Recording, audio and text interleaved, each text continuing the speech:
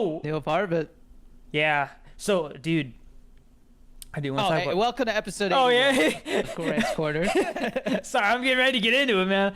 Um, so the move, the drive itself was 14 hours, but I had to drive back to Yuma and then go back to the apartment and grab everything, and then we drove to Texas. So it was like basically a whole day spent driving. Like it was a lot. Yeah. But we got to spend a lot of time with mom and dad, which was nice. It's dude, we That had was good. like a whole setup. We were sitting there, right? And they had a cooler with like sandwiches, freaking like you ever had the bubbly bottles? Like They have bubbly has bottles? they have bottles and they're really good. They have like a berry flavor. It was like I don't know if it was triple berry or what, but it was really freaking good. It was like a purple one. So they had that. They had some soda. They had a tote with some chips. Like they had Chex Mix and a bunch of Doritos and stuff like that. And it's This is just what mom and dad made? yeah, Like, they just because that's I guess that's nice. what they do whenever they go to Texas. So, um, they they had it ready to go, man. And so I think I ate like Full sugar soda? I have a Is it? confession to make. Oh, no. So hold on. Okay, so when I got here, um, I checked my fridge and our sister put a 12 pack of Baja Blast in there, non-zero sugar. And I don't think I necessarily prefer it, but it was refreshing to have that for once. So, Yeah, that's a lot of sugar. oh yeah. But, Um, yeah, but Baja Blast is good. but yeah, the move was okay, good though. the one time that I have like full sugar Baja Blast is when I get the freeze. That's So, fair. like, I'm not like, Well, you know, so Baja Blast from Taco Bell definitely is still like it's different than the can and the bottle. It hits different. yeah. But so speaking of Mountain Dew, so I went to Target today after work, and I found it's Cabo Citrus. Oh, nice. Okay, so I want to go ahead and Full try sugar? it. Yes, yeah, but Okay, I'm just curious. I don't know if they have a sugar free. I thought maybe your taste test was gonna be ready? the Sprite lemonade plus tea, but No.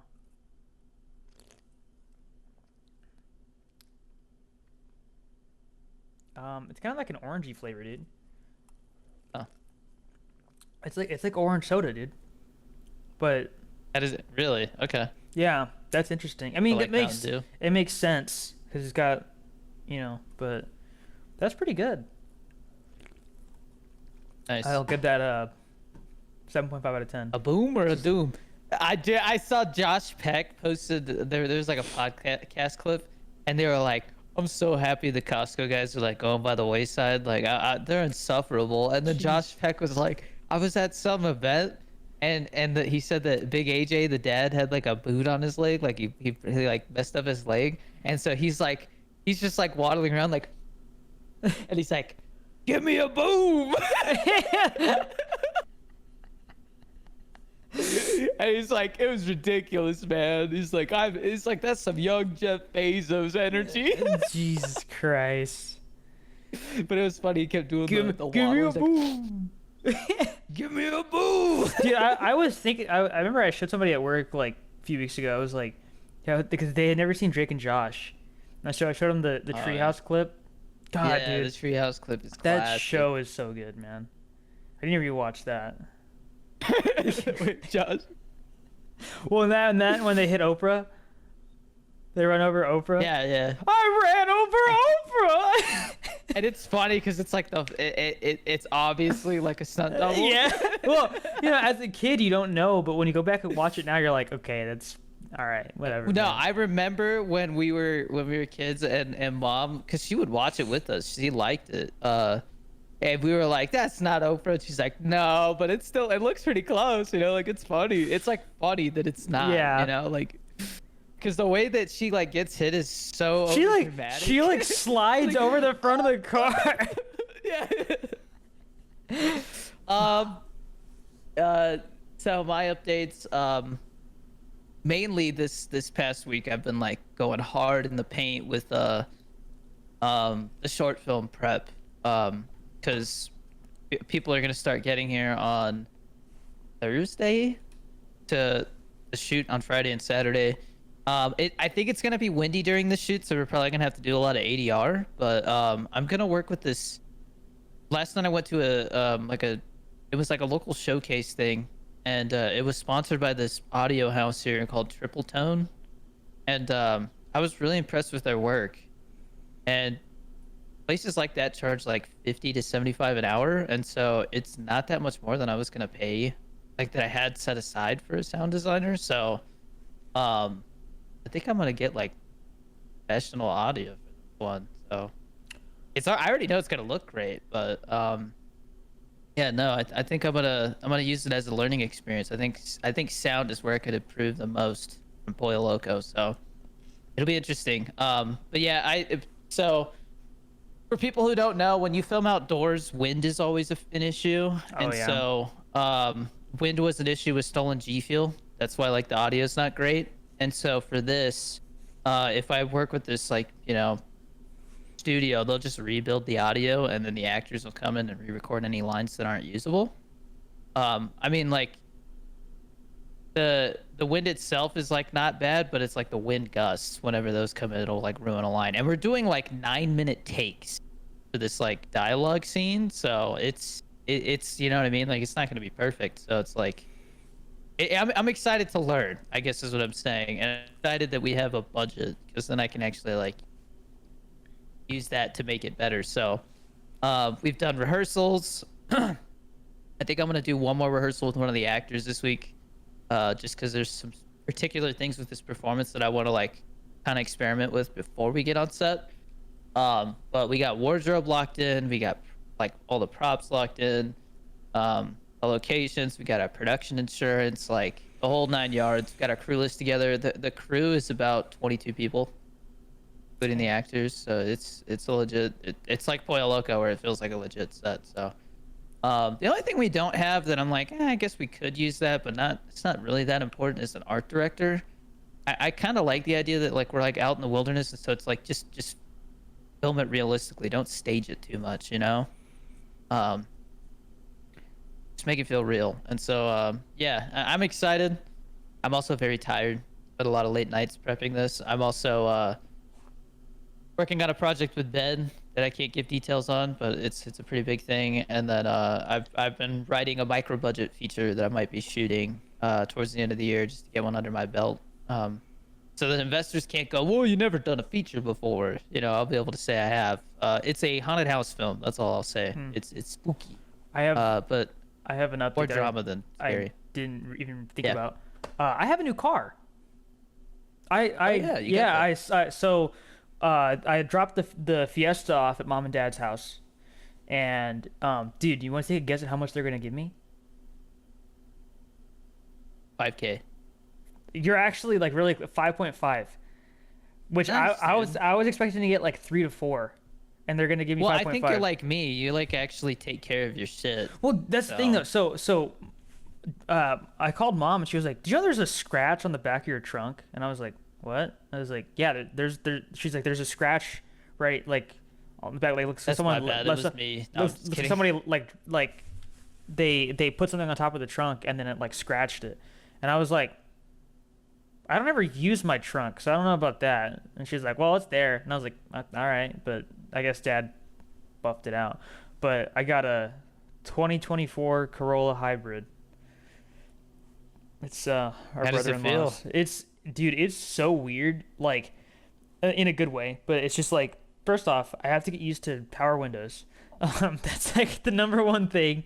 It's nice. You just like hit them and they go down and up by themselves. Like you don't have to hold the button down. The other thing is like it has it has cruise control, but it has like the good cruise control where it actually like, Adaptive cruise control. Yeah. and then it has the lane assist, and then like the only issue I have is that your phone is supposed to connect to the like this Android Auto is what it is,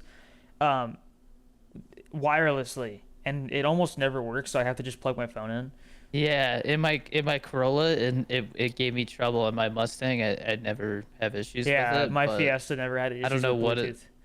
I'll have to look it I up. don't know what it is. It's like a Corolla. It's like a Toyota thing. Because I I don't know. Bobby's car is definitely better, but the thing is they Toyota is weird because they, depending on the model, they build them in different parts of the world.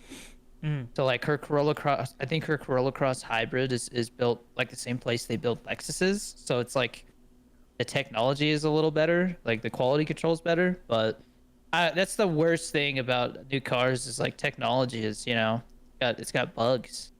Um, but now they can do over the air updates, so like yeah. they patch stuff, which is nice. Well, but it's just like it's such a weird feeling though being in a new car because first off, it's a nicer Uh-oh. car. You, What? you stuttered. You had a stutter You're earlier too, but it's not. okay. Yeah, my side was It's good. just the internet thing, Uh, probably. yeah, I'm still getting my internet set up, guys. Like it's there, but I have to figure out how to get Ethernet set up because it's fiber, and I haven't messed with fiber before. Um, so, uh, like the car goes, man. Like that thing, it will go. Like my Those Fiesta, motors, yeah. yeah, like my Fiesta could launch, but like this thing, like when I step on the gas, I'm like, oh dang, like like I feel it. Like I was surprised. Like it'll get up to speed pretty fast. Um, but like the reason why it was so because it was pretty cheap. Like I think 13,000 is what I got it for. And then with tax, That's it great. was like almost 14 with tax. But the reason why it was so cheap is because it had hail damage on the roof and what do you call the hood? The hood. But like it's just small dents. But the thing is, like you can only see it at certain angles. So if I look at my It's a car, Corolla. if I look at my car, I'm like, oh yeah, I don't even see the dents. Like I have to look at it at just the right angle to see the dents. So I'm like, I don't really care. Like the car itself works great. Yeah. It's just minor physical things, and I don't plan on selling this car for a while. I'm probably gonna have this car for a long time. So 10 years at least. Yeah, yeah, it's it's like when I had my Corolla and like things would happen to it, I'm like, it's a Corolla. You know what I mean? It's like with the Mustang, it's different. You know what I mean? I'm yeah. like really careful with it. But yeah, it's the how's that gas mileage? You have the hybrid, so it's Well, pretty great, the right? the problem is I've been driving from here to our sister's house like I did it like 3 times this week, and that's like it's like a 20 20 something minute? minute drive, but I've been doing that a lot, and then I don't know if the tank was full when I got the car, so I haven't been able to judge it yet. But for context, like work is like 3 miles away, so like if I'm not making trips over there all the time, which especially when I start working 2 jobs again because I have one more week and then I'm back, um, it, I'm probably not gonna be making a lot of trips, and so my gas is gonna go a long way. Like it'll be nice, but um, My Mustang is averaging 27 miles per gallon. I'm yeah, surprised. yeah, that's It's because I drive pretty fast. yeah. Well, when Um, I drive like a jerk and I'm like, yeah, I'm definitely I like well, burning I gas. Albuquerque drivers like are notorious for like just driving slow as fuck, and so I'll just pass people, whenever I have the chance. Dude, yesterday I was going to that showcase, and a freaking garbage truck pulled in front of me, and all this trash. I'm like, God damn! Well, Like a red Solo cup hits my hood. I'm like, God damn it! um, so the thing that was really interesting to me though is the weather is more humid here, right? But I think the reason why I wake up with headaches so much in Arizona is because it's so dry, so I get dehydrated while I'm asleep. Yeah, So I get here nosebleeds. here I wake up and like I think like was it maybe Thursday? I woke up, my head was a little but it's because it was raining like crazy. But my head didn't hurt. It was just more of like there was some pressure, and it went away after a few hours. Like in Arizona, I wake up and I'm like, water. Like it's not bad here. It's rained like 3 times this week, and apparently Hmm. this isn't actually normal. It doesn't rain like this, but um, It's like monsoon season, so yeah, I so far I like Texas. The only issue that I really have, there's some drivers that are just idiots. Like, and that's you'll see that anywhere. But like, a big problem is people will cut you off. Like it happens. I've seen it a lot already, and it's no Yeah. turn signal, just and I'm like, what the?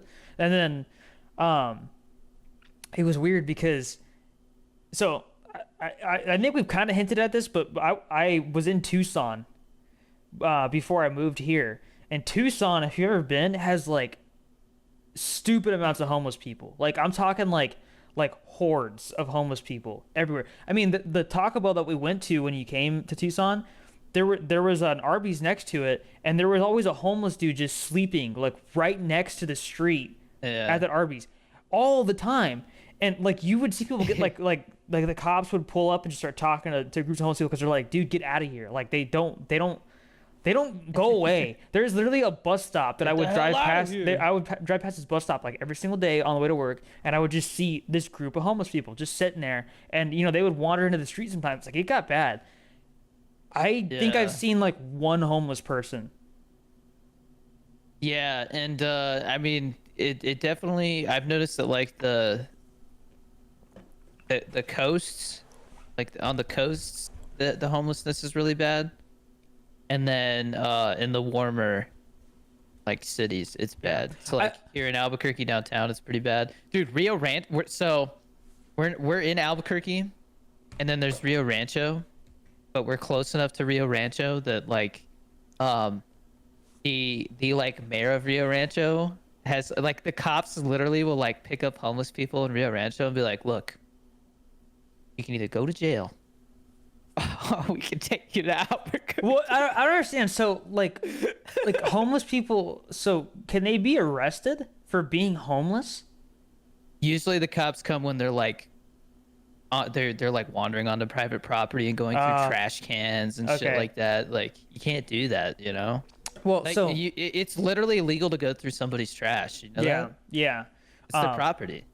So that's the thing. So like, there's nothing But of wrong course with they take the ride to Albuquerque. there's nothing wrong with homeless people. Okay, homeless people. If you are having a rough time, like maybe you lost your job, can't pay your rent, and you go homeless, there's nothing wrong with you necessarily. Really, the problem is when you have like literal crackheads like wandering into the street or like leaving heroin needles all over the place, and it's like that's a danger, right? Like there was an overpass that I used to live near, and if you went through there, you would find heroin needles all the time, and there were people just camping out under this overpass.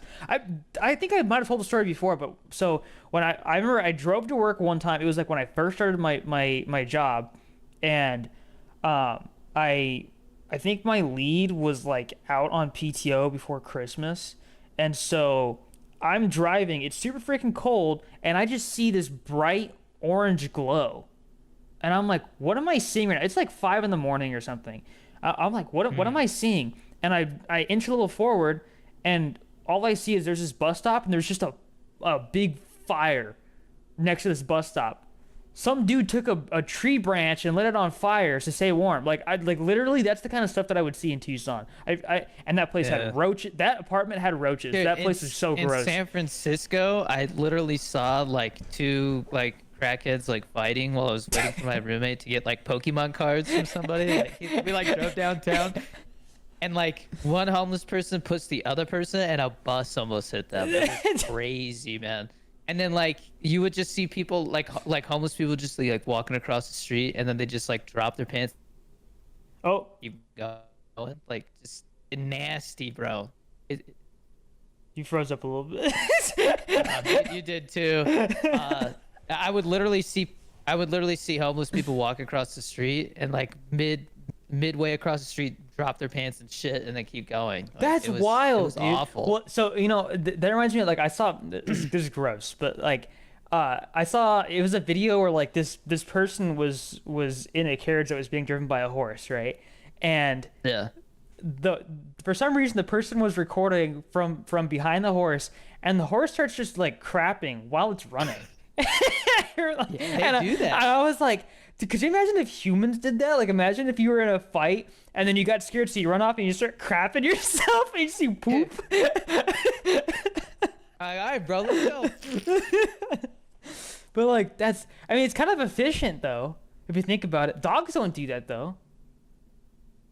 Yeah, I mean, I when I was doing jujitsu, like every once in a while, like you would like get somebody in a specific like hold or something, and they would fart, and you're like, God damn it, you know, like they like fart on you. That's like, now that makes me not want to do jujitsu. Not that I wanted to. They were like, well, it always would piss me off because people would be like, oh, sorry, like I ate before this. It's like, why are you eating right before jujitsu? Yeah, I don't know. Why are you eating Taco Bell right before you go roll with people? That's fucked up. Yeah. Anyways, Burrito. you want to talk about this thing with Theo? One quick thing. So I can't say why, but I might be going to Washington D.C. later this month. So I'd be getting flown out for something. So that'll be really cool if that happens because I've never been to D.C. Almost got stationed there, but Oh, I didn't know that. obviously didn't.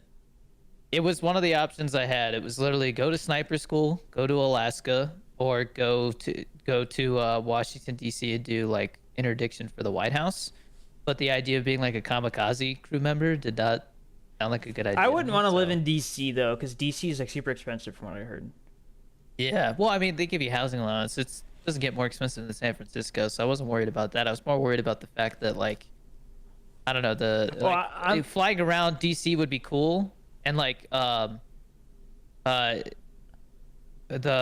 station was in like Newark, New Jersey. I can't remember, but anyways, so like you go see the White House, see the Statue of Liberty, like, you know, cool stuff. But DC's in Maryland. Isn't that kind of far from there? helicopters can fly pretty far, man. Let me see. Like literally, like you like I'd have to see a fly, map. get lunch, fly, and then fly back. Like we would fly all day. That's kind of cool. You know what I mean? It's a little scary, but that's kind of cool. Washington. Dude, have you noticed a distinct lack of Funyuns? Yeah, no, dude, it's super close. It's like Oh, is it? like Philadelphia. Yeah, it's like right there. Have you seen like there's been less and less Funyuns at the store, or is it just me? I think it's just you. Okay, because in Tucson there were like no Funyuns, and then when I went to the Target here, there's like not the family size bags, just the regular size bags.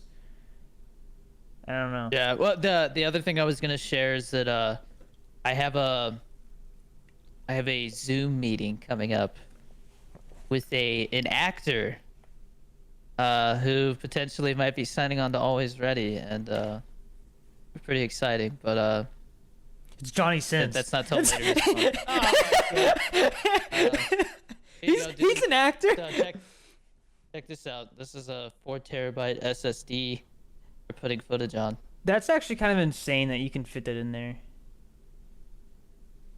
Yeah. Yeah, look how thin it is, dude.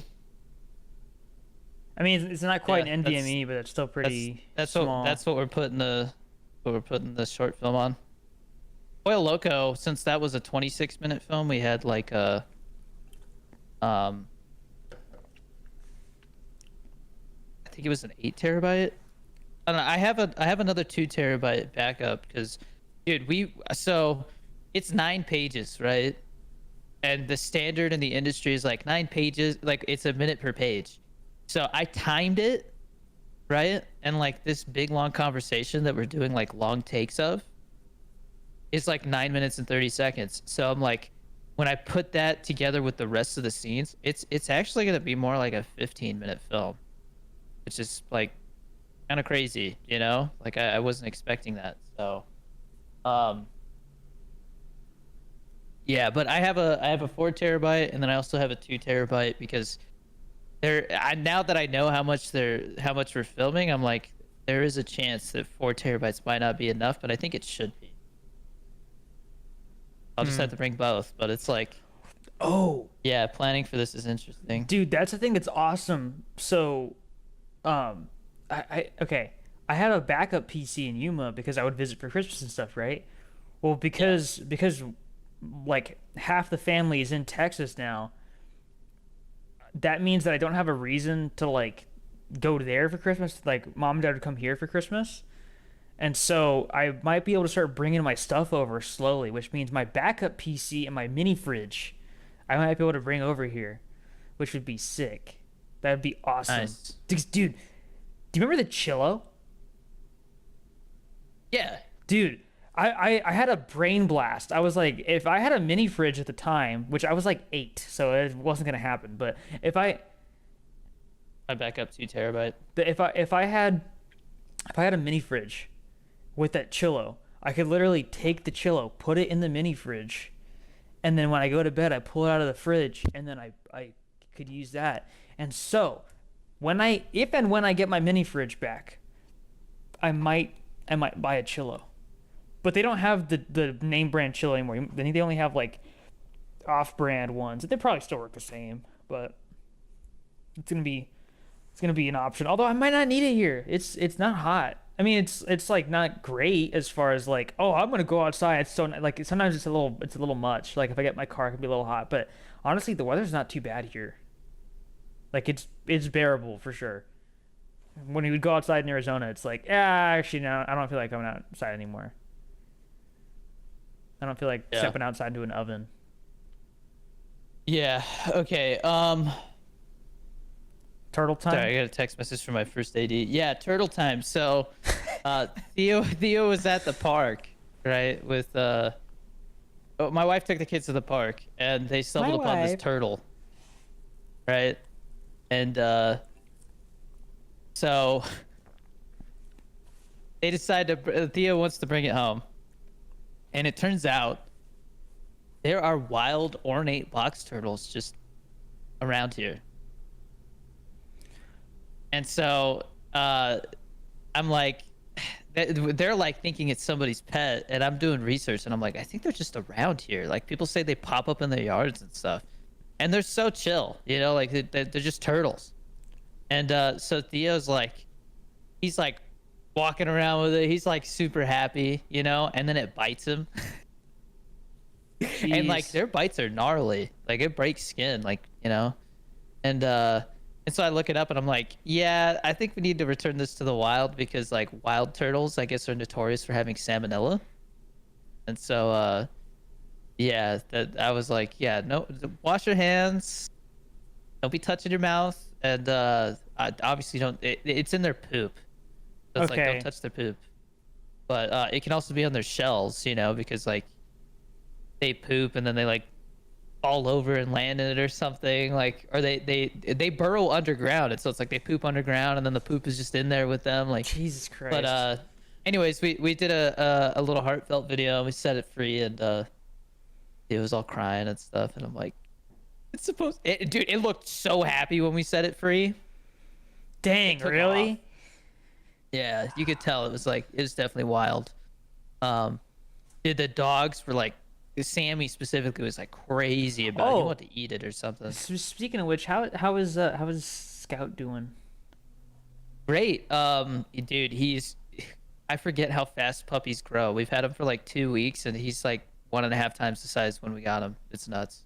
Dang. And I mean, Chihuahuas grow fast, you know, like Yeah, they they're grow small, so, fast like- and they live forever, dude. and then they just, yeah. So you remember how our Chihuahua Minnie, she would do her little twirls when she was happy? Does he do that? No, he like jumps. Oh my god. He just hops like Well, up dude, and down. the twirls were so funny though, because like it wasn't like just a one time thing. Like she would do it pretty consistently. Like it was just part of her. That's the only time that she actually like would want to interact with you, is if you were gonna give her a treat, and then she would do that. She would do her little twirl, or if like maybe if you were like gonna let her outside or something like that. Do you ever? Did I tell you that one time I came home from school? I walked home from school and I saw her like trying to get back inside the backyard. Like she'd gotten out and she was like clawing at a bunch of dirt to get under the gate. And I remember I was like, "How did you even get out, dude?" Like to this day I have no idea how to, because it didn't look like she burrowed under. She was just trying to get back inside Yeah. though, so I don't know. But that freaking dog. That Yeah. But yeah, because I put other pet talk, but yeah, I don't know. People are like, you should get him a turtle, but then like I looked into it and like, What about this tortoise? climate. Well, see, maybe a tortoise, but like they're just not the greatest pets for kids his age. Like they're just Well, they're hard to also take care of. They tortoises can very get pretty big, easily. right? Yeah, tortoises. Well, they kind of like it's kind of like a goldfish where they like it's they so for some reason they are like designed to like not get bigger. It's like a ratio to their tank. You know what I mean? Like they won't Oh, get bigger than a certain ratio to their so tank. if they have And a so that's why when you go to the zoo and you see turtles and tortoises and they're freaking huge, it's because they have all this space to roam. if uh if you put a goldfish in like a giant tank, they'd get big. Yeah, like if I remember going to an aquarium in I think it was San Francisco, and they had like a pond, and I'm like, oh look, koi fish, and then like somebody's like, no, look, and there was a sign of goldfish. They were huge, dude. They were like this big. Dang. Yeah, it's crazy. Well, cause they don't they say Um, like is it beta fish or goldfish? They're like some of the most abused fish you can get. I think it's beta fish because they usually show up when they have like they're maybe like sick, right? And then they die pretty Theo quickly. has a beta fish. Yeah, that's not a. It's not an abuse thing. It's like a. They just they don't clean the holding tanks, and so if one's sick, then the other ones are. But I actually did a bunch of research, and we went when we went to the pet store. Like I like looked at all the beta fish, and I was like, he's like, I want that one. I'm like, that one's got a messed up fin. That's a bad sign. Or like this one looks low energy. He's probably sick. And so I picked one that looked like lively. Mm-hmm. But the thing was, is he was like one of the more expensive ones. It was like a more exotic one. And he's like, I like him, but his color's kind of like weird. And then we put him in the tank, and like a couple days later, after we had like given him food, and like obviously he has a bigger tank and it's clean. Like all of a sudden his collar comes out, and he is like the most beautiful freaking beta fish I've ever seen, dude. It Wow. looks like an oil sheen. Like Wow. yeah, if you ever come here, I'll show you. It's crazy, Well, man. I was dude, like, I didn't even know they were like that. get a second one so they can have babies. No joke. They fight. You What? can't have two beta fish in one tank. Yeah, Well, how do they, they like reproduce then? they like mate, and then like take off. Like they can't be near each other for very long. That sucks. They'll kill each other. 'Cause Yeah, they call them fighting fish. because the thing is like if it's an exotic breed or whatever, right? Like they're probably you can probably make money off of that. I don't know. That's where my brain's I going. mean, it was a But $10 fish. You know what I mean? It's like oh, you made it seem like it was like $40, $50 or a something like normal that. beta fish. Well, no, I think it was 20. A normal beta fish is like $4, $5. Dang. Like the first two we got, we spent like $5 or $6, and then this one So I was like, this one looks the healthiest, and then like it turned out to be, um, you know, that yeah. yeah. Anyways, Huh. I think we're gonna get him a bearded dragon. Sorry, people keep texting me, and I'm You got like, bearded "God damn it." dragon. You just dropped that bomb right now. What the heck? Seriously? Yeah, eventually. Don't they eat bugs? Like they could eat roaches? Yeah, so do tortoises and like. Yeah, turtles but I and think a stuff. bearded dragon's probably But- gonna be a lot faster at it. Yeah, well, the thing with bearded dragons is like they're just considered better pets because they're like they actually have personalities. Like a turtle just kind of like sits there and eats. They're like moves they're a around, living rock basically. But bearded dragons will like sit on your shoulder and like That's chill. so cool, dude. Yeah, and they do this thing where like they go like this, and it's like a sign of respect. Like wave at you. Well, so what's that one meme you used to laugh at a lot where the guy's like, oh, it's a couple pictures of lizards and a very beautiful animal. This is pictures of lizards. The lizards are a very beautiful animal. And it's like, it's They're like all posed, photoshopped images. yeah, Yeah. they look like freaking calendar photos. Yeah. I'm Dude, gonna grab a G Fuel real quick. okay, so I've been sending you a lot of the like the stuff I've been seeing where it's people generating like VO movies basically. And there's one that I've been seeing a lot where it's like Bigfoot. Oh, ooh. Yeah, no, I saw one where it was like Bigfoot in Albuquerque, and he's like, "A la verga, bro. I'm going back to the hella." He just leaves. Well, but dude, like, and it's kind of crazy. Like the things you could do. Like I saw one where it was Moses. Like they were doing like the Bible with it, and I was like, that's actually like such a good way of like talking about that because Yeah. honestly, like, I mean, not to be rude, but like growing up when we would go to church, like I literally like I didn't understand any of it. Like it was never put in a format where it was like enjoyable, aside from like freaking Veggie Tales, and even Veggie Tales was like not entirely accurate, right? Like it was, anyways.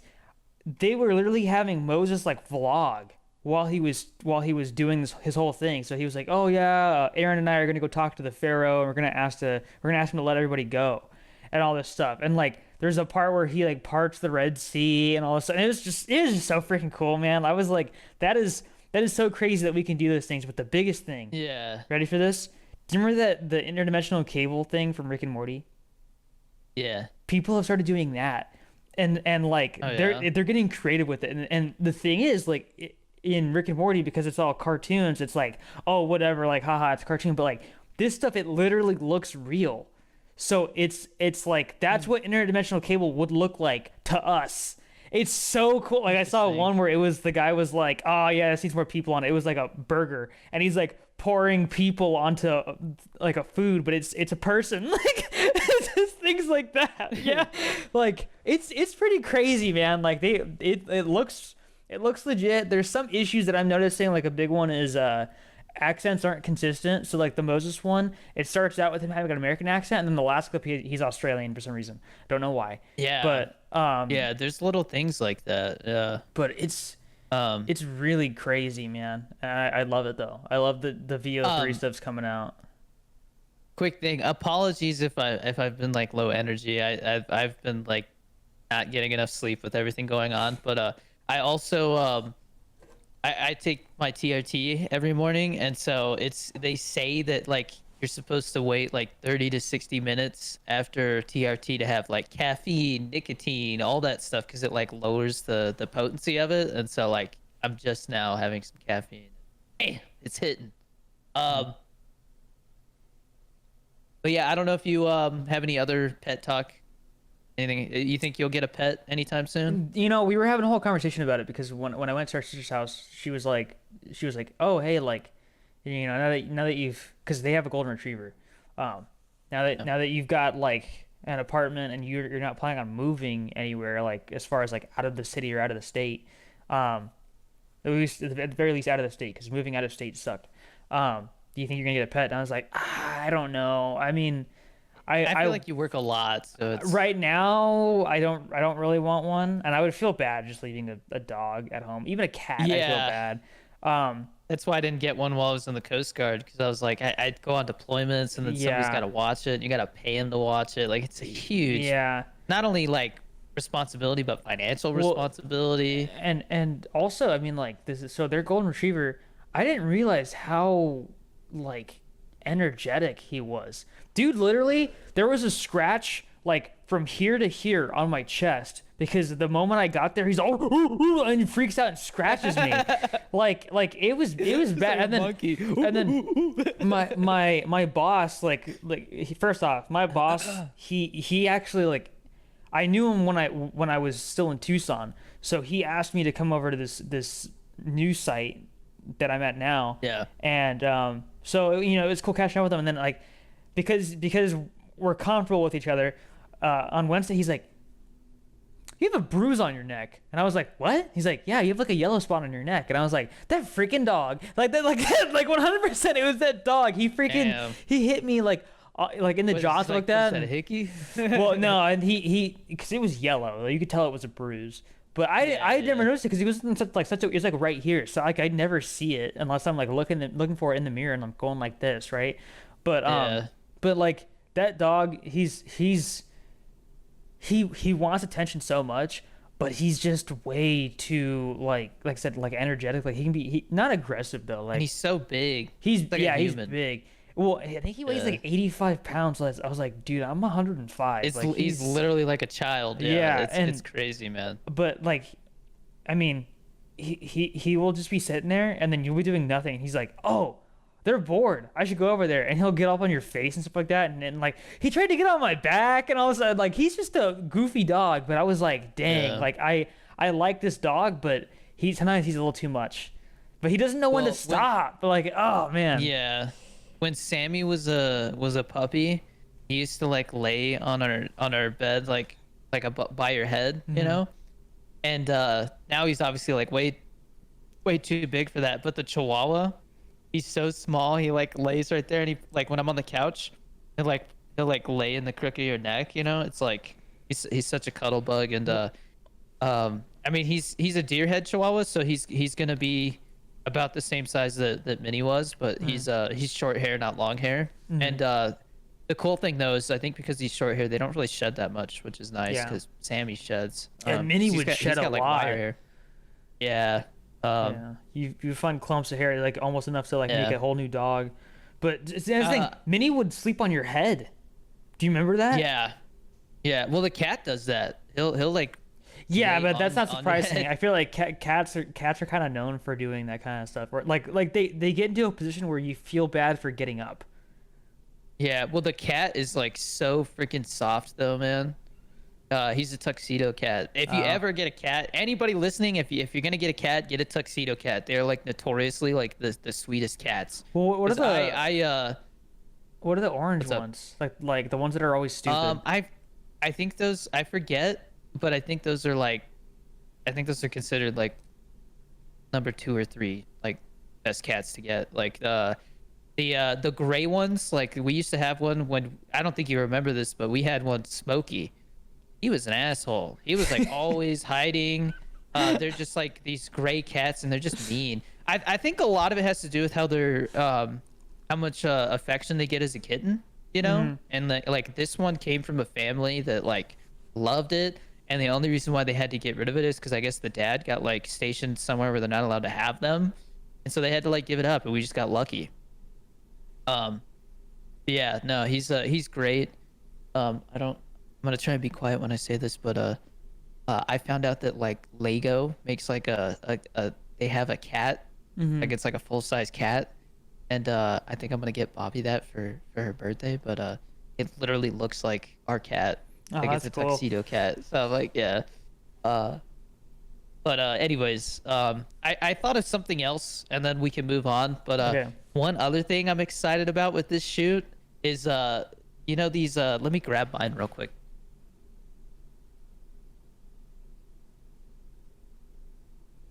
We're just waiting. Oh, what was that? Oh, oh, oh, oh. Okay. Never mind. I don't know where I put it, but you know the clappers. Yeah. So all the ones that I've used when we were on set, any of the sets that I've been on, are literally like manual clappers where you just write on them. And I have one that you just write on it. It's good to have if I ever want to shoot something here on my own or with a friend. But do you know what the purpose of that is?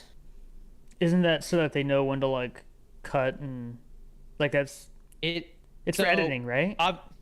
Yeah, obviously it's like to keep track of like, okay, this is scene 1, this is scene 1A. So like on a shot list, they'll have like scene 1, but then you have like all the different angles. So it's like scene 1A is the wide, scene 1B is like a medium wide, and so on and so forth. It gets like, you know, you do the close-ups and stuff as you go, because then as the actors get more and more into the scene, you get closer to their face, but they've been doing it enough to where like, you know, the performance is getting better. And so the other thing that it's for is that is actually what you use to sync up the picture and the sound. So like on screen you'll see the, you know, the clap, and then usually the cameras have their own mic, and so you can like use that to also sync it up. But the sound guy that we have for this shoot, he has a smart clapper. Oh, does And it just so start them both at the same time? Yeah, it does it on the phone. I'm not, dude. You know how long it takes to sync up freaking all the Uh, shots and stuff. When I did yeah, Stolen G Field, it took me longer to do that than it took me to like edit the film. dude, when I was doing the TikToks for you, I remember like like I was doing the YouTube uploads, I had to do that crap all the time. And there's times where like you would think that it was fine, and then it actually wasn't.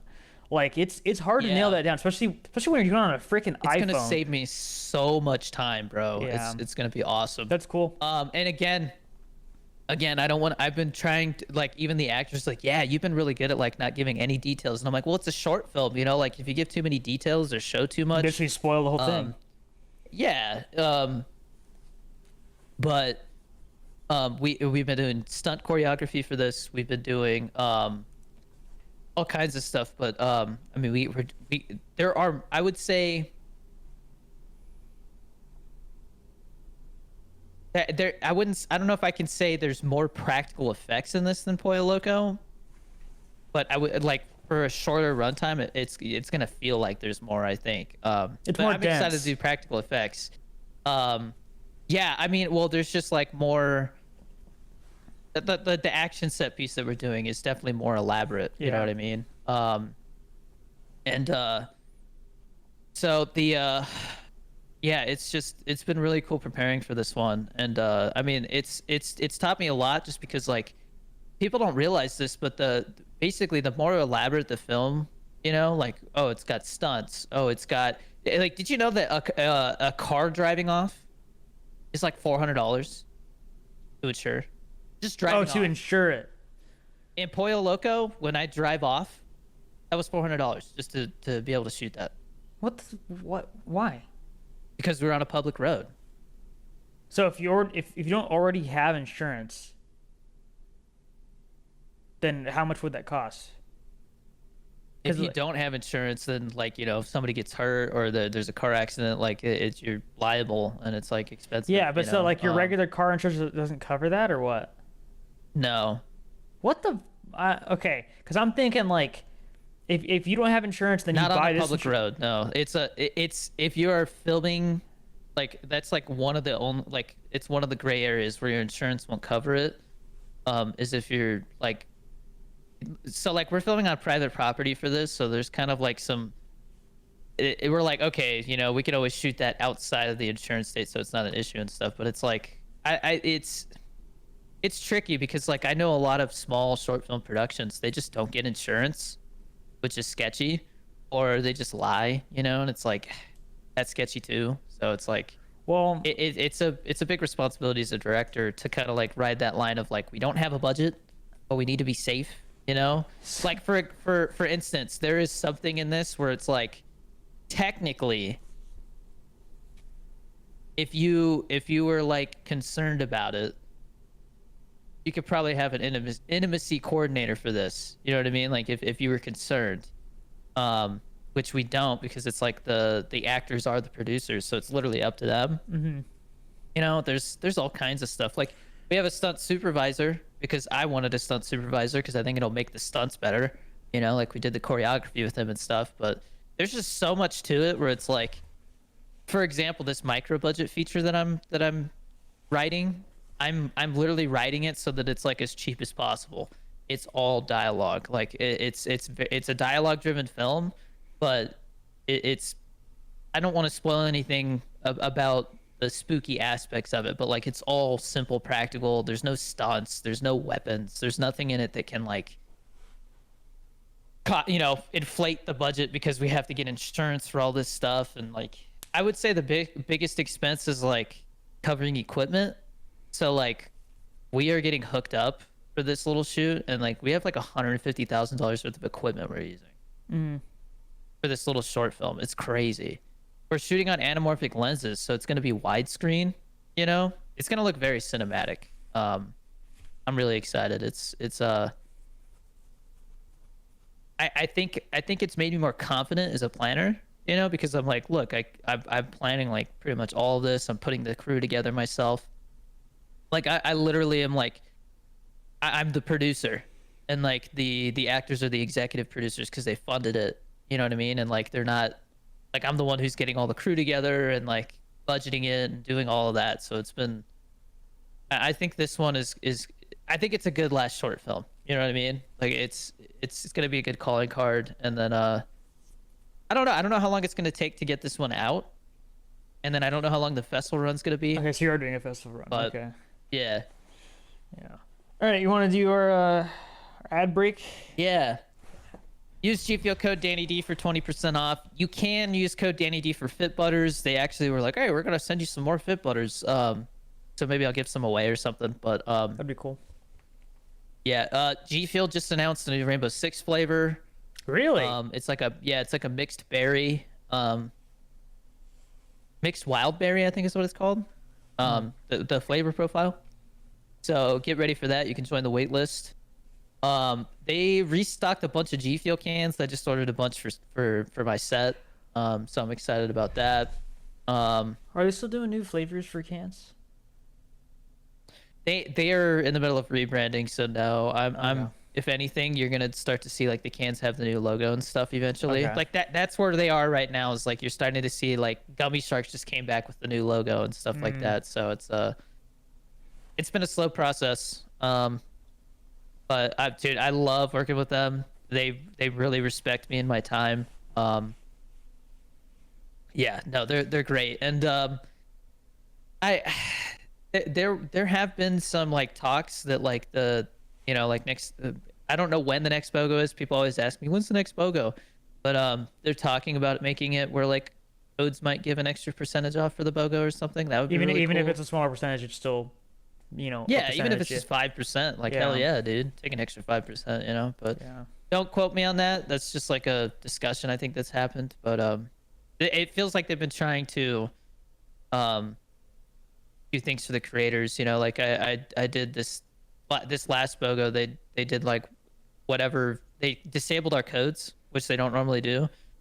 But then it was like whatever videos you post promoting the BOGO, like those views, like they based on how many views you had, like they would like give you like a bonus. So that was cool. Yeah, no, G Fuel's great, guys. I have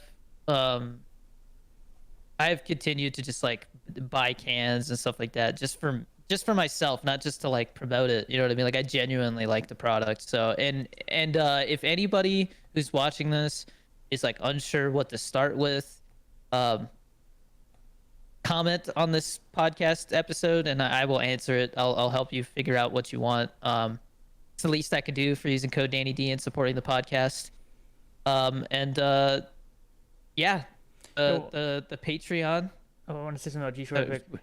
What's up? That is a big reason why I was able to get to Texas so fast. It's because G Fuel powered the drive. So Yeah. shout out to G baby. Fuel. Yeah. The Patreon has been like really consistent, which is really cool. Like I feel like we've gotten into a groove with it. Shout out to Isaiah Nichols for upgrading to tier 6. Welcome back to the Producers Club. Isaiah was he messaged me the other day and was like, hey, I would love to be an extra in one of your films or try to get on set. And I'm like, yeah, you know what? I'm gonna so this haunted house film I was talking about, I think I'm gonna do an Indiegogo to test out the Indiegogo and see how that goes. I think I'm literally trying to make this for as cheap as I can, because I'm gonna like fund it with the Indiegogo and whatever other money I need myself to put into it. I'm not going to investors. That means that I actually have like back end points. And so what I was thinking about doing is making like one of the tiers, like the highest tier, be like you could literally get like a percentage of what the film makes, which I think is a cool idea. You know what I mean? Like Yeah. you're literally like an executive producer. That being said, that would probably be like, the most expensive tier. This is not going to be, I don't think the tiers are going to be as expensive as Always Ready, because I'm going for a smaller budget. I think I'm going to make the goal like 10K. But one of the tiers, I'm going to try and make it so that you can be an extra on set. I have some stuff at a coffee shop that I think would be cool to have extras in. Obviously, we can't cover your travel and lodging. That's the only thing, you know what I mean? So it's like a do it at your own risk kind of thing. But yeah, I'm working on it. There will be perks. If you just want to be a producer, if you just want a digital copy of the film, there's going to be those options. I didn't mean to segue into this, but just know that I am thinking of ways to involve people. And it's really humbling to see that people want to get involved like that, because making films is a really personal, passionate thing. It's art, you know. It's like to me, it's like somebody saying, "Hey, I want to buy this expensive paint for your painting." You know what I mean? It's like to have somebody want to do that. It's just like, thanks for believing in me, I guess is what I want to say. So yeah, and I'm really excited to show people how much I've learned as a filmmaker with this next one. So stay tuned. Join our Discord. It's 100% free to join. I talk to people in there all the time. It was funny because I totally like I poked fun at somebody because they're like, "Hey, can you go to my letterbox and like leave like my stuff and comment on it?" And I'm like, that's a lot to ask for somebody who's not a patron. Well, dude, well, there was somebody that was in there like, guys, subscribe to my YouTube, subscribe, and everyone's like, shut up. Yeah, like, Derek. Did you see what happened though? Because I made it so it didn't delete his messages. I'm like, let's make an example out of this, you know. All I saw was he was literally DMing was people. Like, well, that was after I banned him. Like, he's Okay. still bothering people. But I literally was like, hey, knock it off. You're pissing people off, and that's pissing me off, right? Uh-huh. And then literally he goes, well, I just hit 50 subs on YouTube. What do you think about that? And I just comment like it was like the Ice Cube, like from like Friday, where he's like, Oh. you know, and then right after that, I comment, I can't remember what it's from, but it was like, this motherfucker. And then I just banned him. And I was like, and then he was gone. Jesus Christ. Don't go in there and beg people to subscribe to your YouTube. Yeah. Because then people are like, I'm unsubbing, dude. You're being weird. And he's like, oh, come on. Why would you do that? I was like, you know, he's like, I'm trying to get the 500. And I'm just like, ugh. Jesus. It's the same thing as self-promoting in stream. Oh yeah. It makes no sense to ask like asking somebody to sub to your YouTube. It's sure you're gonna get another sub, but that person is not gonna watch your content. Yeah. You want people to organically sub to your channel because that means they might actually watch the stuff you put out. Otherwise, it looks like you have a dead channel because you have 500 subs and you get 5 views on your videos. And that's the thing. Like if you are trying to get people to see your stream, you need to just keep streaming and like go on other platforms and try to promote yourself. But don't push on other people because that's annoying. If people see the stuff you're doing and they like it, then they will watch you. You need to grow it organically, or else you're gonna have essentially bots, and bots are not helpful at all. They're not gonna do anything for you at all. Yeah, no, it's people get obsessed with that number. You should get more obsessed with getting better at making content. Yeah, like, and also enjoying what you're doing. You know, like if you're if you're just, to me, when somebody's like just obsessed with getting to a certain amount of subs, they either want to be famous or they want to make money, and neither one of those make you. That's a bad look. Like that doesn't make somebody want to watch your stuff when you come off that way. It's the same way when I run into people who are actors and they're just like, they immediately ask if I can like help fund their film or put them in something that I'm making. Like, dude, I just met you and you're already saying that. Like that just comes off to me like you want fame and fortune. That reminds me of I guess there was like some, I don't know if it was like SpaceX or Tesla or what, but like Elon was like, he was talking about something and he was answering a question. Someone comes up and they're like, hi Elon, I'm a genius just like you. And it's like, ugh. and then Elon's like, Geniuses don't like. Yeah, he's like, I don't really consider myself a genius, but go ahead. And he's like, well, I'm telling you, if you just make me the CEO, when he comes, he's like, no. Yeah, he's just like. Speaking of which, we'll have to talk about that drama later because there's some Elon drama. We should touch on it. No. Every time I'm at like a premiere and there's famous people there, Adam Sandler, I felt so bad, and I was like, but Adam Sandler legitimately was my childhood, so I was like, I gotta say something, you know. And I basically was like, you know, you helped me get through hard times, like I'm watching your movies, you know, help me escape. And then I was like, yeah, get a picture with you? Like, I feel like I'm not getting one, and so he took one Yeah. with me. But dude, I mean, I was like waiting for an opportunity to like say something to him, and every time I was like thinking about it, somebody would swarm him and be like, "Dude, I'm such a big fan. Can I get a picture?" And like they would be like raising the phone as they're saying that. Like they're not even actually asking. They're just like, "Yo, I'm gonna take a picture," Yeah. you know. And I'm just like, God, like that level of fame, like that makes more sense to me when famous people are like, being famous kind of sucks, you know, because it's like you just Well, constantly have people like getting in your face and a lot of them you know. end up being hermits because of it. Like you'll see that a lot. And then the people who like being famous, you'll know because they're Well, always out doing stuff, and it's like Jesus, man. Like we get it. I You're feel bad famous. for Ben Affleck. Every time that Yeah. guy gets DoorDash, there's a freaking paparazzi taking a picture of what he gets. I'd be like, Well, I wouldn't want somebody seeing me get like McDonald's. You My know? favorite is Tobey Maguire. Well, have you seen that one where he's like driving his car? And he's like, "Get out of the road!" It's like,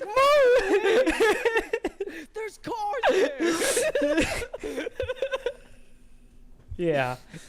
Did you see the one where Tom Hanks, this paparazzi, like stepped on his wife, and he's like, "Get the fuck back!" Yeah. Well, he's like, "Knocking over my wife." Really? yeah. Um, yeah, no, Jeez, it's man.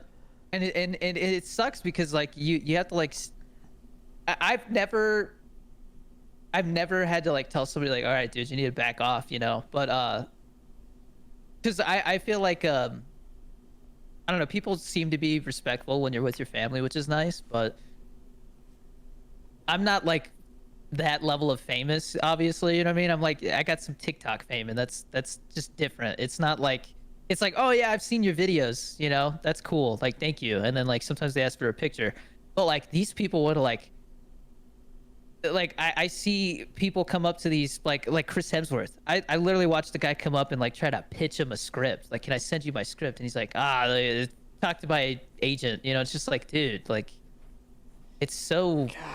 And that's the thing. That's It's part rough. of being good at being an actor or a director or whatever is knowing how to handle stuff like that. Like you have to Yeah. be like that's why they have training for like PR training or whatever because they don't want you being a jerk, but also they want you to still be able to like stand your ground, you know? Because yeah, you have people who just they go psycho. They're like, "Oh, this is my chance. This is my opportunity. This is how I make it." And it's like that's not how that works, but whatever, man. Yeah. I mean, it's unfortunate because I find that in the entertainment industry as a whole, doesn't matter what it is, like musicians, content creators, filmmakers, a lot of people are looking for shortcuts. Yeah. And it's one of those things where it's like that's not how it works, but it's also like disrespectful because I know how many hours and like late nights and sacrifices I made to like get my stuff to where it is, and for you to just want me to like, I guess, help you get a leg up like that without doing the work, like that's Well, like it's insulting to me because you know like I know how hard it was to get my Twitch stream to 800 viewers, you know, like that was really hard. what's worse is when you give people advice on how to do it and they don't take it, and you're like, Yeah. dude, I literally told you how to do it, and you're just like, nah, get me there. And it's Yeah. like, no, I just told you how to get there yourself. Stop trying to make me put you in that yeah. position. That's not how that works.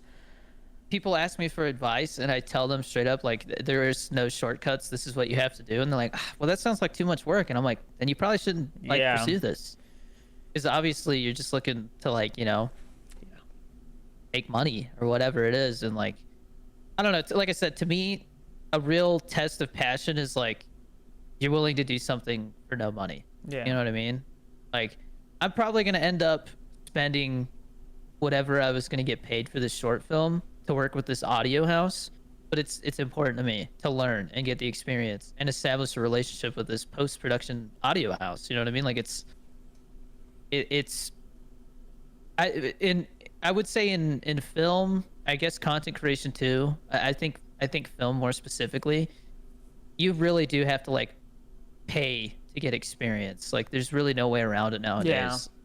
Either with money or with your time. Yeah. Like people are like, how do I get into film? Start shooting stuff with your phone. Oh, Yeah. well, that's not gonna look good. you can figure out how to make it look good, but you're gonna have to learn how to do that. Yeah. You know what I mean? It's not you're not just gonna pull your phone out and make a masterpiece. You're not gonna film Tangerine like Sean Baker on your iPhone first try. You know? Which I don't Yeah. know. He literally shot a movie. The same guy who made Anora, he shot a whole movie on an iPhone, and it's like on Netflix. You can watch it. It's crazy. The new 28 years later, everybody's talking about how they shot those on iPhones, but you look and And like there's like the all these freaking- different pieces there's of like a equipment on it. thousand like pieces of they freaking kitted this. They literally kitted it out to the max. Yeah. But dude, these new iPhones, like I think if you have an iPhone 14 or like I have an iPhone 14 and I'm thinking about upgrading this next time, like it's literally getting to the point where I've seen footage of iPhones next to like low-end cinema cameras, and you literally have a hard time telling the difference. You can Wow. tell the difference with specific things, usually like low light stuff. But that's the thing is like we're talking about just pulling it out of the box with no like lighting. So to match a cinema camera in terms of that low light stuff, you just need to light your scenes better, you know, because you got to make up for that. Like you have to learn how to adapt to the shortcomings or I guess the setbacks that, you know, the equipment you're using presents. Like I answered a bunch of questions on my Instagram story about filmmaking, and somebody was like, what's the best camera and mic like for the I hate those quality? And I'm kinds of like, questions. I do too, because I'm like, okay, first of all, I am not an audio expert. Like that's probably my weakest spot is sound. That's where I'm learning the most right now. But camera wise, it's like, if you have not made anything, don't go spend $5,000 on a it's- cinema camera. I mean, it's the same thing as when someone, oh, what's the best PC? And I'm like, what that's okay, if you're asking that question, you need to do more research, because that's not how that works. yeah, no, like it depends on what you want to do with it. Yeah, you know? not to Like, mention it's also depends on your budget, because if you're willing to spend, you know, $1 million on it, yeah, you could get a freaking supercomputer. But if you want to spend $500 Yeah. because that's how much an Xbox costs, then yeah, okay, you're gonna have to look at specs, might have to look at getting used parts, things like that. But like, oh, what's the best PC? That's not a question that makes any sense. yeah, and like you don't need a freaking supercomputer to play Fortnite. You know what I Yeah. mean? Like I like I said, I've upgraded my computer to be better at like editing, and like I switched my NVIDIA thing to the studio drivers instead of the gaming drivers. It still games just fine. Oh but- yeah, I looked into that. Yeah, it doesn't make much of a difference. So the reason, okay, not to get nerdy, but game ready drivers, they are for games that have just come out and have not been optimized yet. Studio drivers are Yeah. like just generally like it's stuff they take longer to come out. So they'll have all those same changes. It just takes longer for them to come out. Yeah. But that reminds me. So I got my internet recently, and it was with AT&T, and they sent me a $50 gift card. So Nice. guess what I'm gonna do? I'm gonna buy Yeah. some RAM. One quick thing before we move on, or two things. One, if anybody is watching this and they want to get into filmmaking and they just want to start like learning how to do it, if you have a smartphone, if you have an iPhone, you have a decent enough Android, you do not need to buy anything. You can literally so some of these like really, I guess, more elaborate TikToks that you see, like where I have like movie posters in them, or I have like I go see a movie and I have like artwork above my head and stuff. I'm doing that all on my phone. I hardly ever edit my vertical videos on the computer anymore, because it's just like it takes more time to Yep. like get it back and Send it forth back, than it does yeah, to just yeah. So just I use I think you have to pay for a subscription now. I got grandfathered in with a one-time purchase. I'm like, hell yeah. Oh, it's the Like, I app that never you have had to me pay use? for it. InShot, yeah. They make you pay a subscription now, so I'm glad we got it without having to do that. Well, yeah, it was we- like $40 one time. Yeah. Was it 40? I remember it being less than that. Maybe it was 30. I don't I know. don't know, Anyways, yeah, you do not. If you want to get into filmmaking and it's just you and you don't even like know crew members and stuff yet, just use what you have, and like that way, if it turns out you're not really into it or it's not really like what you expected, you didn't like waste money on stuff that you now have to like sell. You know. Because I'll tell you right now, if I bought like a low-end cinema camera, I would be way in over my head, because I don't know very much about lenses. I don't know about color grading. Like that stuff is outside my knowledge base. I plan on learning how to do that stuff, like, or learning more about it at least. But it's like you can't know everything, you Yeah. know. And so, um, yeah, I would start with the basics. You know, like right now, I feel like one of the things I've gotten better at is like camera shot sizes and different parameters around shots, like shallow depth of field and like, you know, stuff like that. And like when to use those and what they make you feel. So, and hopefully you'll see me using some of those tools in this film. But yeah, join our Patreon. there's 7 tiers. All the way from gaming, all the way from 24-hour early access to the podcast and being able to ask questions to being a producer. We have what, 5 producers now? It's Something awesome, like that. man. Like, yeah. yeah, Well, and we have a producer chat. we did a producer episode as well, which is Yeah, fun. which we plan on doing another one probably around 100, I think. I think so. Yeah. Yeah, but I just revealed my new production company logo to the producers before anybody else. So, if you want to be an insider behind the scenes, become a producer. Yeah. Anyways, we have a bunch of Patreon questions, so we should probably get into those. That is another perk of being a Patreon member, is you get to ask a question. So, Testy asks, which Jump Street movie is better in your opinion? Also, Chris, what's your favorite zombies map of all time? I'm gonna go with the first Jump Street movie, but I think the second one, is more loose and fun. It's not as like concerned with story. It's more just like it's a sequel. Is and the it's supposed to second be one funny. is the second one My Name's My name's Jeff? Jeff. Yeah. Okay. So Yeah. I would say I probably like the second one. And then I like the first one because the guy gets his dick shot off. I do remember that. Well, because remember you showed me that clip before I'd seen the movie, and I didn't understand what was going on, and I watched the movie, and I was like, this is where it came from. Yeah. And so Tessie asked about my favorite zombies map as well. Is that what he asked? Yeah. I feel like this answer changes every time somebody asks it. I would say, like, as far as like a simple map, probably Derice. Derice is such a simple map. Numa. Are you serious?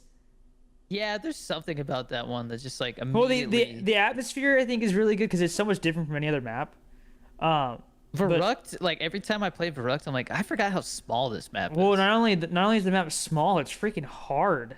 Like the zombies Yeah. run faster in that map. There's a lot of places to get cornered. Yeah. I think Derice is such a classic. I really love that map. Moon is really I think good. I played Derice too much because they just came out with it like every game, you know? They have it in World at War, Black Ops 1, Black Ops 3. I don't think they did it again after that. Yeah. But I would say Moon is probably one of my favorites just because I love being in no man's land, especially Black Ops 3 when you have gobblegums. Because I literally have a strat where I pop one that pack-a-punches my gun, or I don't think it's my current gun. I think I have to buy a gun off the wall. I don't remember. But I buy a gun and it pack-a-punches it, and then I pop another gobblegum where it switches your weapon out every like 30 seconds or something, or 15, 20 seconds, whatever it is. And then you get full ammo, and you literally it's pack-a-punched every time, so you just spam. Like, you just have a pack-a-punch gun for like 5 minutes or something like that, and you just get tons of points, and so you get to the moon, and you're round 1, and you have like 50,000 points. It's crazy. Yeah. So I would say probably Moon. I like Moon a lot. I hate that really map. good. Really? You don't like Moon? Dude, well, Yeah. that's because I want to tell a story really quick. I remember the first day it came out. You come home from school, you hop on there, you're in no man's land, and you're literally running around for like, I think like a solid 2 minutes, and you're like, why am I not on the moon? How does this work? And I'm like, I think you have to go on there. You're like, no, I don't. I'm like, no, you have to go on the pad. And no, I don't. And then you died, and you're like, this map sucks. And you just turned it off. And I was like, you didn't go to the moon. I was like, it's called Moon, and I'm not on the moon. What the fuck? Yeah. And the thing is, it's really cool because you're in Area 51 when you spawn in. Yeah. So I like Transit, but Transit is also like they need very to remaster it 100%. supposedly in the new Black Ops. They are. They say That's that every the freaking rumor. time. They had a leaked like thing come out, and it They're just showed saying it on there. they're saying Black Ops 7 is supposed to get revealed tomorrow at the Xbox showcase. Yeah, I guess we'll see. I mean, dude, I'm gonna be honest. This might be the first Call of Duty in a while that I don't get. I I I don't know. don't If the I don't zombies have the looks good, time. If I want to be serious about filmmaking, I cannot spend that kind of time gaming. Unfortunate, but you know. that's the sacrifice I have to make. It's either that or sacrifice the time with my family. Of course, Well, I'm gonna dude, pick my family. I realized like this week when I got home from work, I was just like, I didn't want to play anything. I just wanted to lay down. But it's I because of the move. I literally think about this like probably once a week, where I'm like, you know what? Someday, I'm going to take a day off and I'm just going to play a game all day, Dude, it's like Skyrim that's the thing. We're or working something. working two jobs and then having the weekend. Like playing video games feels so much better. It's genuinely Yeah. like such a game changer because you get I think on it's and you're because just I like, work every day. I literally don't like have a yeah, day where I don't work. yeah. I that's the thing. I make jokes all the time where I'm, man, I wish I was unemployed because like a game will come out and I'm just like, oh man, Yeah. I Well, I want to mean, play like it. that's the thing. People go like, what's the best thing about being a content creator and what's the worst thing? I would say the best thing is being able to like change people's lives, whether it's, you know, making them laugh for a couple seconds or whatever it is. Like just being a source of entertainment and like a temporary escape or distraction. Like to Yeah. me, like that is value, and like I'm always trying to think of ways to like do that better. And to me, I think film is like one of the best ways to do that, because it's like you can plan how to do a TikTok and then you go do it and it's like, cool, this is really like cool and elaborate, and then like a couple days later nobody's thinking about that again. But Yeah. a film can literally like, I mean, people rewatch films like Yeah. hundreds of times, Yeah. you know, and it's like If someone it, told it, me it they it's wanted more to watch, meaningful for sure. if someone told me they wanted to watch Ferris Bueller's Day Off, I would drop everything to watch it again because I freaking Yeah. love that movie. Well, dude, it blows my mind every time somebody's like, I've watched Pollo Loco like a dozen times. I'm like, dude, that is the Yeah. fact that somebody would take, like, it's 26 minutes long. You're saying that you've spent like what, 4 hours or something like that watching it? Like that's Yeah. 4 hours of your life spent watching something that I put blood, sweat, and tears into. Like I Well, dude, that's why I do it. You know? So before I moved from Tucson to Texas, we had a bunch of computers that were like linked up on a server, Yeah. and I would always mess with PowerShell on there because I used it both for work and for just like messing around. And you know the game Wordle. Oh yeah. So I made that game on the computer and then I uploaded it to the server so that anybody could access it. And there were times where I literally like I would walk over to somebody and they would be playing it. Okay. But I would walk over and they would be playing my game. Like they were actively playing Wordle that I made. And it was really freaking cool because like do I have to pose? Do I have to pose? Nice. But they'd be playing my game and I remember just I would see that and I'm like, that's cool. Like they like what I've made, you know? Things like that. You get it then. Yeah. Yeah. It's I mean, even just seeing like the crumble cookie meme take off, it was like, Yeah. that was something that we just like were having fun and goofing around. And like I remember like all the laughs we had like doing that, and it's like, yeah, my favorite. And That's we're my just favorite. like busting up, and like Theo, like he thought it was like the funniest thing, you know. Well, and it's so like it's crazy when someone says that's my favorite now. I literally that's where my brain goes. That's my favorite. That's literally where it goes people to. people still do fake crumble cookie reviews where they have like freaking whipped cream on a plate and they just like eat it and they're like, that's my favorite. Like that's still a thing. Dang. It's crazy. Like we literally like 2022, like one of the biggest memes like on TikTok. Pretty crazy. Yeah. The other thing I was gonna say is what's the worst thing about being a content creator? I would say it's like constantly having to work. Like people don't realize that like I the way that I've managed to do this full time for 5 years is by never missing a day. God, it's been 5 years. Jesus. 5 years as of April, yeah. Jesus. And Oh, lag. I'm like, lag. oh, God, You the just clock's lagged. ticking because like the average, What just you're happened? back. To me, it's like the clock's ticking because they say that like the average lifespan of a content creator is 5 to 10 years, and I'm like, I'm already in that territory. Where it's Yeah. like, you know, most people like either retire or quit. Yeah. or like fall off so hard that they like can't make a living doing it Well, like anymore. even like Um, Tobuscus, who used to be huge back in the day, like he still does stuff, but like he's not nearly the same point that he was before. Dude, I just it's crazy that PewDiePie, you see, he's been doing all kinds of stuff lately. Like that guy's still finding new ways to just do new stuff on YouTube, and it's like that's impressive, man. yeah, and he doesn't even have to anymore. That's the thing, Yeah, you know. yeah, and I mean Yeah, like he's living the life, dude. Like genuinely, like yeah, I'm happy for him. yeah. Seriously, and he's been with G Fuel for forever. So Yeah. Oh yeah, it's yeah, because yeah, he has the I think I have the same partner manager as him. that's Pretty freaking cool. cool. Yeah. Yeah. Um, Isaiah Nichols says, Chris, if you moved, how was the move and how was the experience with it? He asked more than one question. So, I mean, if you just want to, like, you talked about it at the beginning. So it's up Yeah, to but you. overall the move was good. I was very tired afterwards, but I'm happy that I'm here.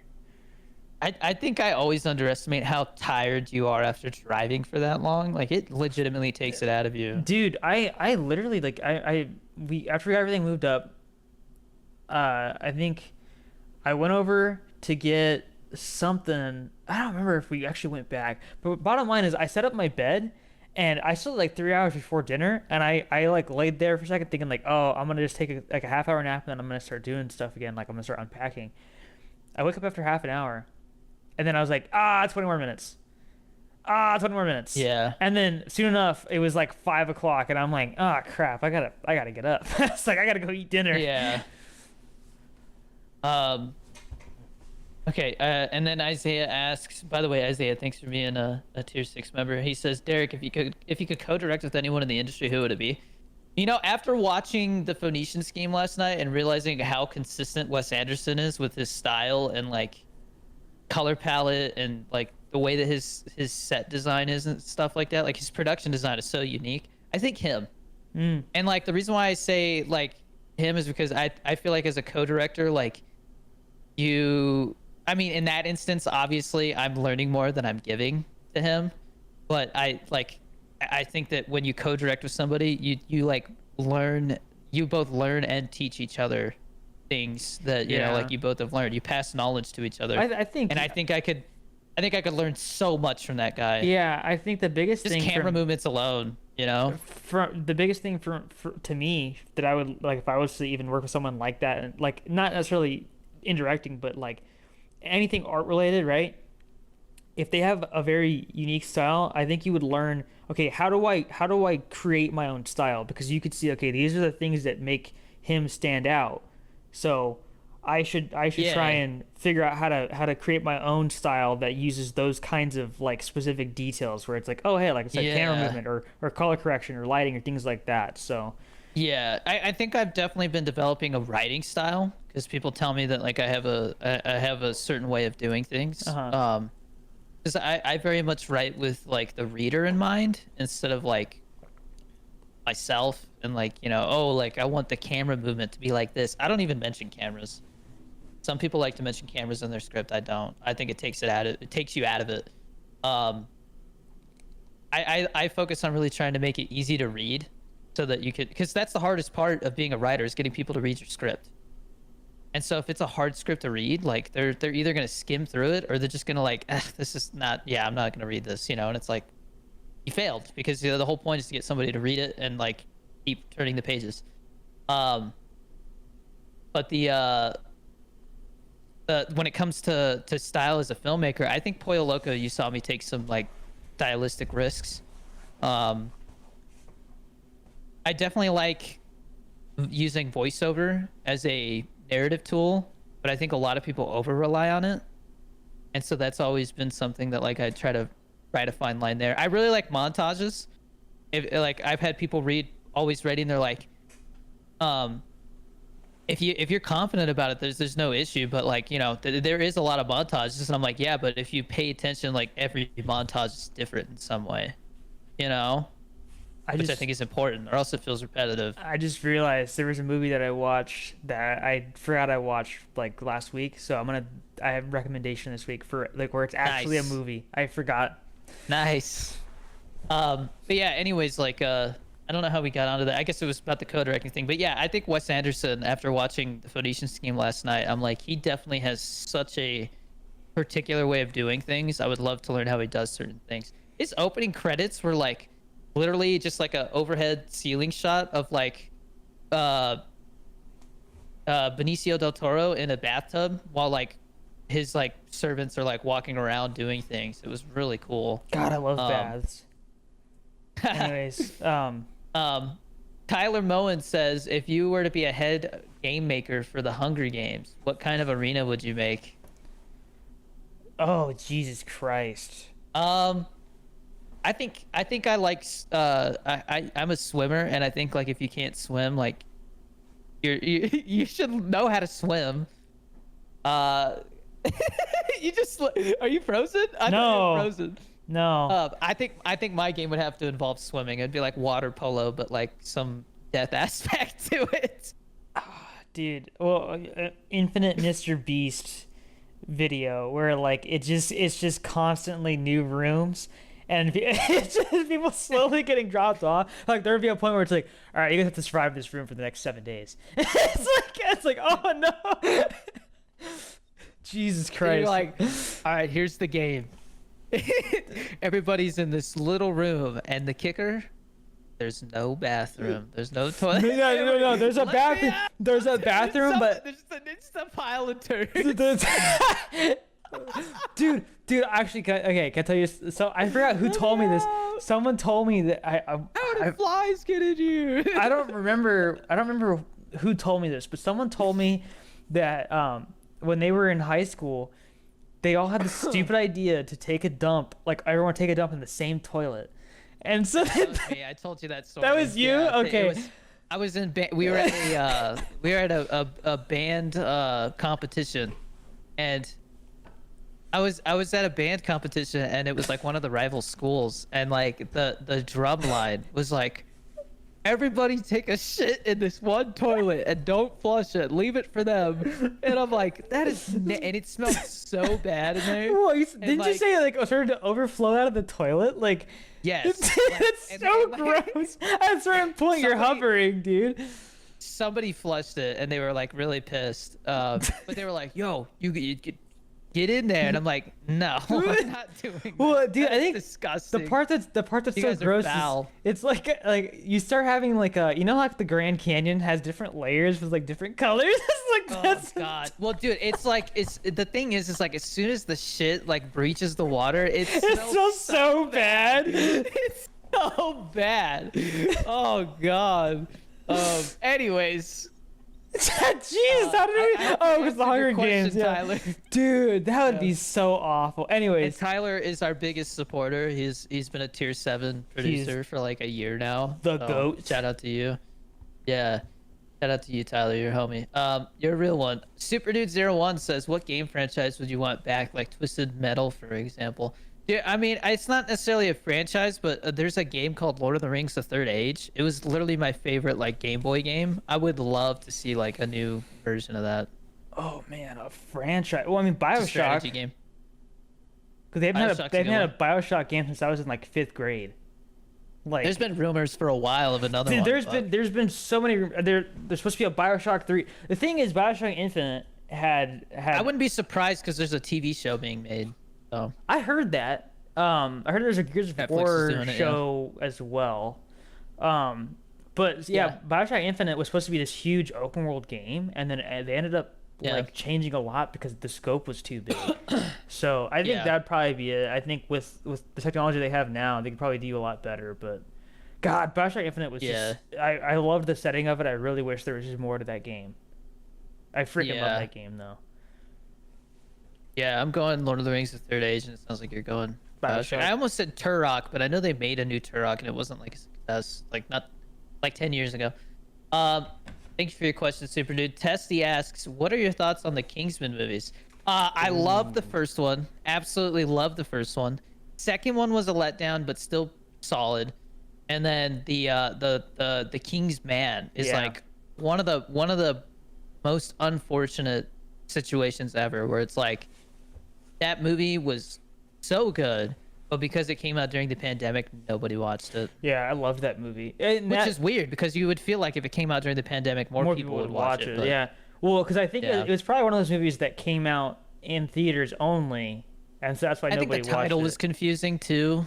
You know, Oh, people The couldn't King's they Man. couldn't necessarily make the connection that it's supposed to be in that same universe, maybe.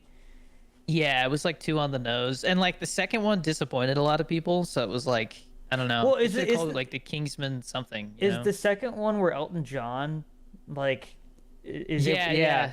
Which that clip always gets shown, and I think it's so funny. And so Where he like pops in and it's like Rocket Man. yeah, yeah. God, man. Friend. Yeah, and so it stops attacking. Yeah, Yeah, and then what's her face is like, get out of the way, Elton John. and he's like, no.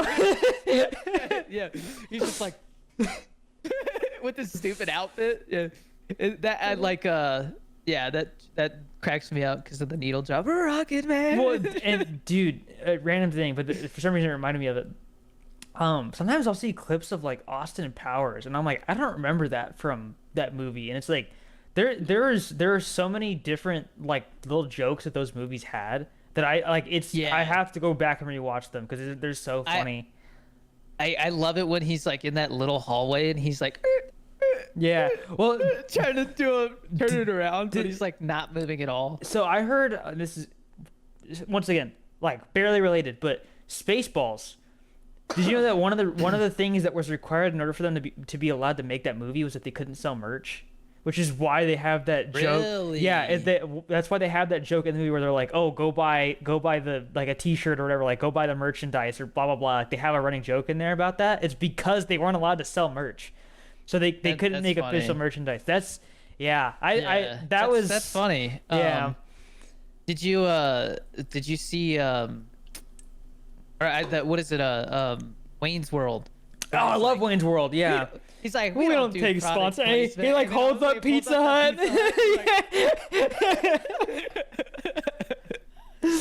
Yeah, that's good. Wayne's World is really good, Yeah, I've never seen the second one. It must not be as good. dude. but- Well, Mike Myers had some TV show on Netflix, I think, or maybe it was Amazon.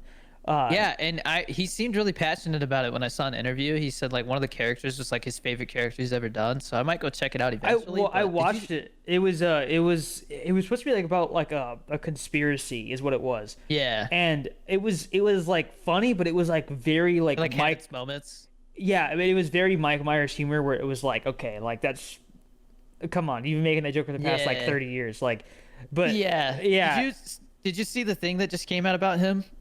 no, He apparently, excuse me, during the Diddy trial, it came out that he had been working with the CIA. Mike Myers, Yeah, God, dude, he's so cool. yeah, he is. It makes sense though. He was freaking Austin Powers, you know, like, and he obviously really likes spy stuff. Because he was in what movie was he in? Was he in Oppenheimer? He was in Inglourious Bastards. I know he was in that. He was in something else, and I was like, dude, he's like really good in this. Because it was a serious role. Like, I think he can actually seriously act. Like, Oh, yeah. like he's known for comedy stuff, but I think that guy can actually act. It's crazy. You know what? Um, That if that's an actor I'd want to meet is Mike Myers, 100%. Like Yeah, I'm that. sure he's got some crazy stories. Yeah, that guy's really cool. Yeah. Scout Team says, "What are your thoughts on the Wicked for Good trailer?" I'm actually gonna save that one so we can segue. So let's answer this other one. Tommy Slays asks, "What did you think of the Sydney Sweeney bathwater Dr. Squatch?" Oh my soap?" God, I heard about So it. I actually use Dr. Squatch soap. It is like a really good product. But when I saw that, I was like, dude, first of all, I already have a hard time I like specific scents of theirs because the way they do their names, it's really hard to know what it's gonna smell like. Yeah. And like even with the descriptions they give, It's not always you're accurate, still yeah. like, I don't know. Yeah, like they have like a wood bourbon smell. I hated it. Hated it. Dude, there's did some. not- I remember like I like pine tar. Pine tar is really pine good. tar is good. Yeah, I've had pine tar before. So I got Dr. Squatch like during the pandemic, I think, and I remember like Crest Falls is a good one. I don't think I've had that one, but I remember like I was like, this smells so good, but like straight up, why am I buying this? It was like $50 for soap. I was like, this is a lot. And I think Was it it was a like bar soap or the? it was I think it came with like three or four bars or something. I forgot what it was, but at the time Yeah, I was like, this I is just got expensive. like, I think I got 9 bars for $40 or something like that. This should last like Maybe it was 9 months or $6 is what it was. I longer. don't know. But they've also they Yeah, I'm I don't sure know, they've but made their manufacturing a lot simpler. But I remember it was expensive at the time. And their prices might yeah, have come I down. mean, the Sydney Sweeney thing. I joked about it with my wife. I was like, yeah, I already ordered some. You know, she's like, what? I'm like, I'm just kidding. But It's see, like limited. the bathwater Um, thing, I get that there was a whole meme about it a while back. I think Amaranth did something where she farted in a jar or something like that, and she would send it to you, like stuff like dude. that. Like I get it's a good way to get attention because you're like, well, I say good as in like it's effective. Um, Yeah, it's no, no, effective. But yeah, I'm just like, they gotta have like some kind of like, they had to have made some kind of like behind the scenes video for that, or like how they did that, because did she really take a bath and then they used that water, or is it like she dipped it, Well, she got in the tub for 2 seconds, you know what I that's the mean? thing. And oh, So it's her bath water. so the first person that did it was that Belle Delphine person, right? Like she and Yeah. dude, I remember like when it happened, people were like drinking it. Like it Yeah, was they're like, gross. oh, Yeah, and oh. she Well, no, she apparently was spitting in jars. Remember? She was spitting in jars, and people were drinking that. no, I thought it was the bathwater as well. I don't know, but she apparently had not actually taken a bath in the water. It's like someone did tests on it or something like that, and I think the whole idea behind it was like the water itself smelled good, right? And so it's like you're supposed to smell it and be like, oh wow, she must smell like this or something like that. That is so lame. I'm sorry. Like, go get a candle or something, dude. If you want something that smells good, go get a candle Down, literally, like, down bad. yeah, like, come on, man. Or, dude, I mean, like, at that point, like, what if anything, what someone should probably do is be like, this is the perfume that I use. Go buy this. Yeah. Yeah. Like, Um, God. Anyways, Yeah. I think it's dumb. Yeah, I do think it's good for her. That's smart. I mean, like, use what you got, because like people are simping over Wait, her what like is she? crazy. What but is Sydney Sweeney even from? Aside from like, what's that one? The one show where like I don't even remember what it's called. But she's from some Euphoria? Euphoria. Yeah, is that all she's from? from? A bunch of stuff. No, she's from a bunch of stuff. She's been in a ton of movies lately. Okay. I And just she's a don't good know. actress. Yeah. Yeah, no, it's like, I think it's good. Like I said, good for her. I think it's a smart move for Dr. Squatch, but at the same time, it's like anybody who buys that's so pathetic. Unless you're buying it just for the memes, you know, like Yeah. yeah, Yeah. it's like I'm just trying to. I don't even want to get into. I don't it. know You what get kind of I mean. It's mindset you just have to sad. be in to get that. That's Yeah. bottom line. Yeah, Yeah. I just picture neck beards and stuff buying. Oh that, you yeah. know? Yeah.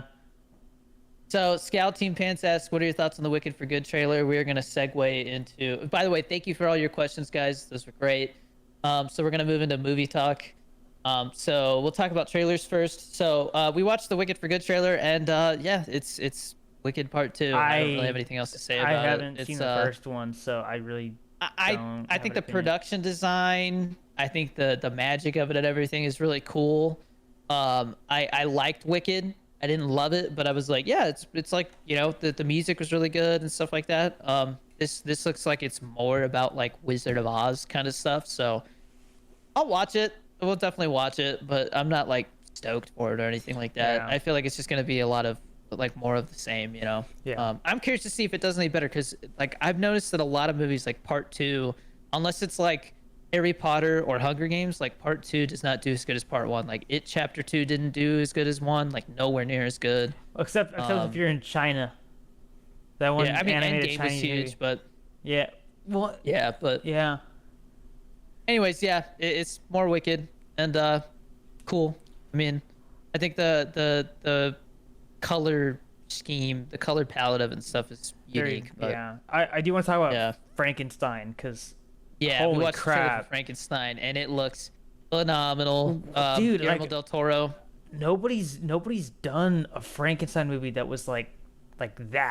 good. Like, well, I Yeah, mean, but like I mean, there's the classic ones, but they feel very dated. Yeah, like They don't really hold up. That's and I mean like nobody ever talks about that story anymore. Like Frankenstein was like a thing that got brought up during Halloween when I was like 5. You know, like nobody's taken that story and actually done something cool with it. So I It's one of those actually things that personally very reminds stoked. me. Frankenstein is one of those stories that reminds me that like it's really rare that people come up with like Like an unique original monster. story that like stands the test of time like Yeah. that, you know? Well, because I mean, Yeah, like, Frankenstein looks great. yeah. I wish I could see it in theaters. Well, because when's it coming out again? Did it say fall? November. November. Dang, there's a lot of stuff that's coming out in November that's gonna be really good. Yeah, yeah. Like it seems like a lot. I mean, we're gonna talk about this next. Stranger Things 5. Yeah. We got the release dates. Thank God it's all coming out this year. I was really worried they were gonna do like half this year, half Well, next year. and the fact that they're doing it, so it's like basically Thanksgiving, They're dropping Christmas, New 4 Year's. episodes on Thanksgiving, 3 episodes on Christmas, and then there's a 2.5-hour finale on New Year's Eve. So are you visiting for Christmas then? I don't know yet. It depends on if I'm making a movie or not. It depends on what's going on. We're gonna try to figure something out though. Well, so. because we'll all be here. I'm also supposed to get a vasectomy. So You still haven't gotten that done? no, because I didn't know when like the movie stuff was happening, but I have it Uh. scheduled now for December. Dang. This week at the box office, I got some new movies. I have not seen Dangerous Animals yet. I'm not sure if I'm gonna see it in theaters. That one is it's a shark movie, but also a serial killer movie. Mm. The serial killer is the guy who played is it Boomerang, Captain Boomerang or whatever in the Suicide Squad movie. The first one, the crappy one with Will Smith. So I think that guy's a really cool actor. Like he always brings like a cool energy to stuff, and yeah, he looks. It looks like he carries this one. So, and then I saw Ballerina, which is the newest John Wick movie. Like in the John Wick universe, yeah. it takes place between John Wick 3 and 4. And I was really impressed. They delayed this movie a year, so that to me was like not a good sign, but it was pretty freaking good, man. I gave it 4 out of 5 stars on Letterboxd. I saw a lot of people saying that like John Wick 1 through 3 are like solid 4 out of 5s, and then John Wick 4 is like a solid 4.5 out of 5, and this is like a soft 4 out of 5, like borderline 3.5. And I agree with that. Yeah, but Ana de Armas, she's from her first like role was freaking Blade Runner? No, it was War Dogs. Holy crap, she is in that movie, huh? She did not even know how to speak English, dude. She literally only learned those lines. Whoa. And in this, her accent was like, it was definitely not as noticeable. So it was really cool. And she is like a total badass in it. They like show her origin story, which you don't really get with John Wick. It's like all like world building stuff that you learn watching the movies. And this was like really cool to see somebody start and go through the training and stuff. So, and then there's like a big fight sequence involving 2 flamethrowers at the end that legitimately is like a top 5 like John Wick universe action sequence. So yeah, I would recommend if you're a big fan of John Wick, definitely see that one on the big screen. And then I saw Wes Anderson's new film, The Phoenician Scheme, last night, and I was telling Chris before we started that I definitely think it's his best movie since Grand Budapest. Grand Budapest is basically, you know, like borderline perfect movie. I love that movie. There was I keep forgetting what it's called. The French Dispatch.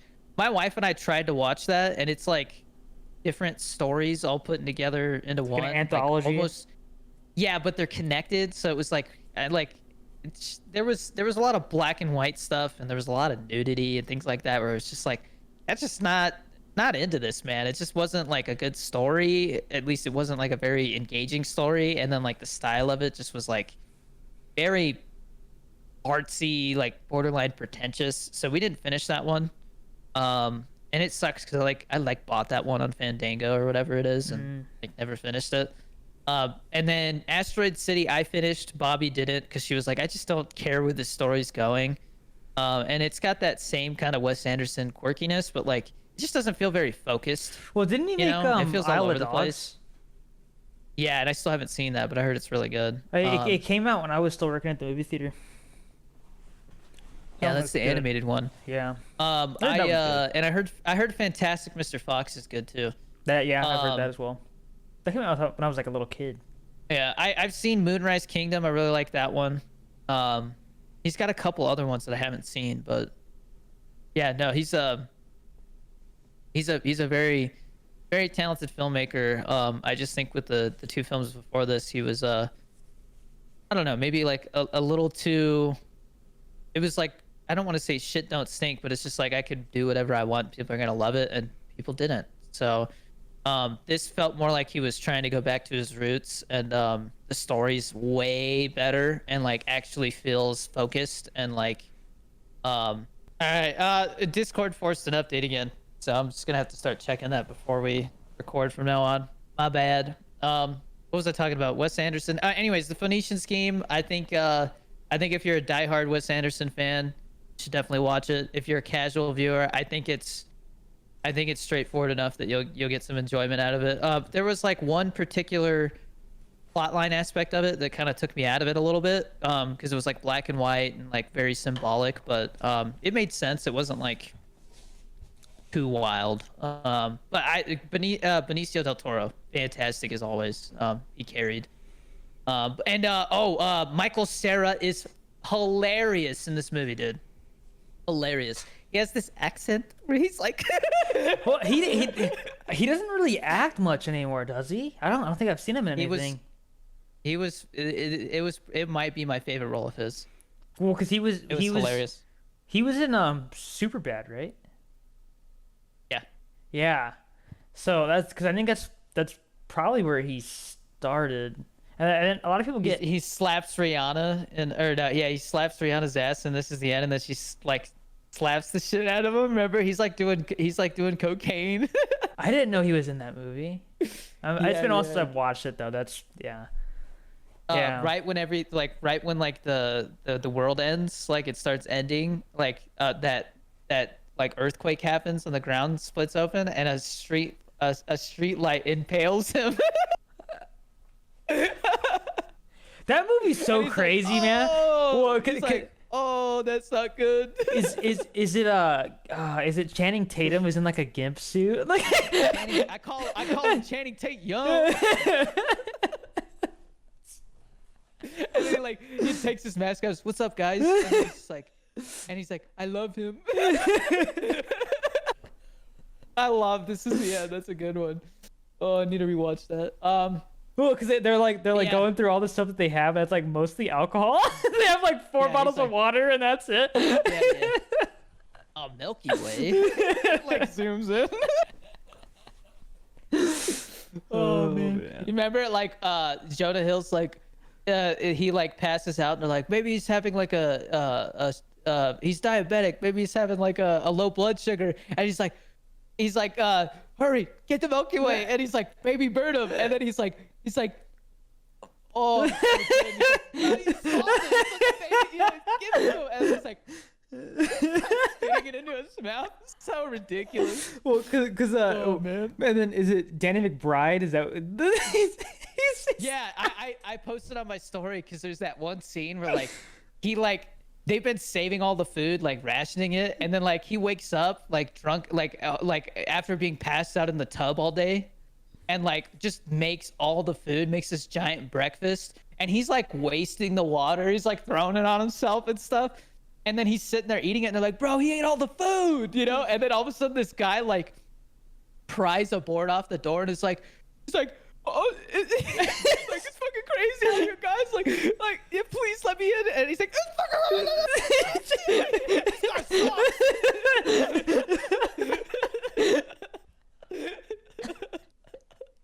and then the guy's head gets chopped off. because I always think of the when the helicopter crashes, and it's cut my finger. It's good storytelling, man, because like you hear the helicopter, then you see it, and then you realize, oh shit, it's crashing, and then the blade comes through the freaking window and it goes into the wall, and he's like, oh god damn. And he's like, fuck yo, hell, spray gun. Like a little cut. The tiniest cut. But the way that it happens and everybody's just watching, it's like a Wes Anderson scene. Like, literally. Yeah, that might be one of my recommendations this week. This is the end. Hilarious. Like, I think that was the last like big comedy. Oh man. Last thing I want to talk about with movies is we just got a 40X theater here. Dude, We got like a 40X auditorium. there's a Cinemark opened. like right by me as well. So if you come here, you can go Nice. watch a movie or something, dude. Hell yeah.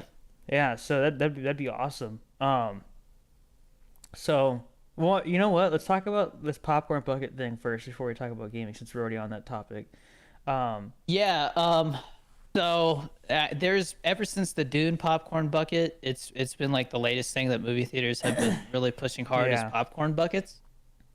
They've had all kinds of crazy ones, you know, like for the Barbie movie, they had like a Barbie car and it came with a Barbie, and so that was like That's the most actually expensive cool. one. Yeah, that was like $65. And then That's cool. but now there is a new most expensive popcorn bucket. We have the Fantastic Four First Steps Galactus head. And it's like 2 large popcorns, man. It holds a lot and it lights up, but it's like $80, I think. Can you And wear so it? people are like, no, What's the point? it's too skinny. It's just huge because Galactus is, you know, That's dumb. gigantic. So Well, it's because like- didn't they do like a TNT for Minecraft? And you know what's dumb? Why did they do a freaking bucket? They literally have a bucket that's an item in the game. They did a bucket that would have made so much sense. yeah, sometimes it feels like they just, you can tell the people who are coming up with them are like totally not like Yeah. fans. Well, because the one But, the Dune one, I remember they were like the Dune Ussy or whatever. Like, They had a Transformers one that I tried to get Dad, and then like it never came back. They said it was gonna have like pre-orders. There's like a Sonic one that I think we were supposed to get for Theo, and we like pre-ordered like because they did another batch of them, and it like never came. So you don't get pre-order scammed. them. Pretty much, I think so. Yeah, and they're not cheap, man. They usually cost like $25-$30 at least. Jesus, You know. that's lame. But yeah, let me know. Are there any popcorn buckets you've gotten? There's been a couple where I thought about getting, but like most of them, like I don't know, like they either sell out really quick or it's just like I'm gonna like I try to be like, you know, okay, can I see myself putting this on a shelf? You know, like the Galactus one, I legitimately thought that was cool, but then I'm like $80 $80 is like, dude, crazy, you could and I'm buy- not even that big a fan. You could buy Yeah, that's a video game. That's a Splitgate 2 microtransaction right there, dude. I'm not That's even a- kidding. Did that's- you hear about that? that's That's like a skin in Valorant, Did- bro. did- like, come on. Did you hear about that Splitgate 2? I guess they had this huge thing where the guy came on stage and was like, "Yeah, oh, I'm tired of how old FPS games are doing things now. Like we wanna be innovative." And so they go free to play and then literally have a microtransaction that's $80. Are you freaking kidding me? That's the cost of a video game now, and they're I've having seen it a for lot a of people saying microtransaction. that, this is a perfect segue into gaming talk. I've seen a lot of people say that Call of Duty should just like go like the Fortnite route, where it has like one game that they keep adding to. That's what I've been I think saying. they should. They should do that. But the problem I is, mean, that's essentially what Warzone was, but it's just not the same. You know what I mean? So It's not. Destiny 2 was like that. They need multiplayer to be that way. Because The- can you imagine like a multiplayer where they keep adding maps?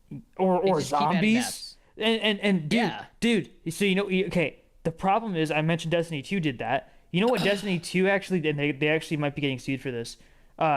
So and I say might because I heard about it. I don't know if it's actually true. So they did this thing called the Destiny Content Vault, which was the game was getting so big they started actually like deleting stuff from the game, so you couldn't access it anymore even if you paid for it.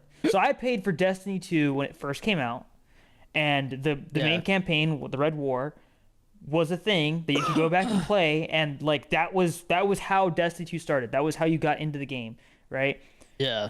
It's not a thing. You can't go back and play the raid. You can't play the campaign. Like all of that's gone. They removed Stupid. weapons. They removed activities. All kinds of Yeah. things. So you're paying for this content, and then it vanishes. And apparently, they weren't either they weren't actually like just putting it away for later use. They were like straight up deleting it. I think it might have been what it was, or maybe they just didn't have a reason to delete it, and they were just saying that so they could use it for later. I don't remember what it was, but there was something stupid that Bungie was doing with it. I feel like that game is just such a disaster. Oh, I'm not people, playing it ever again, dude.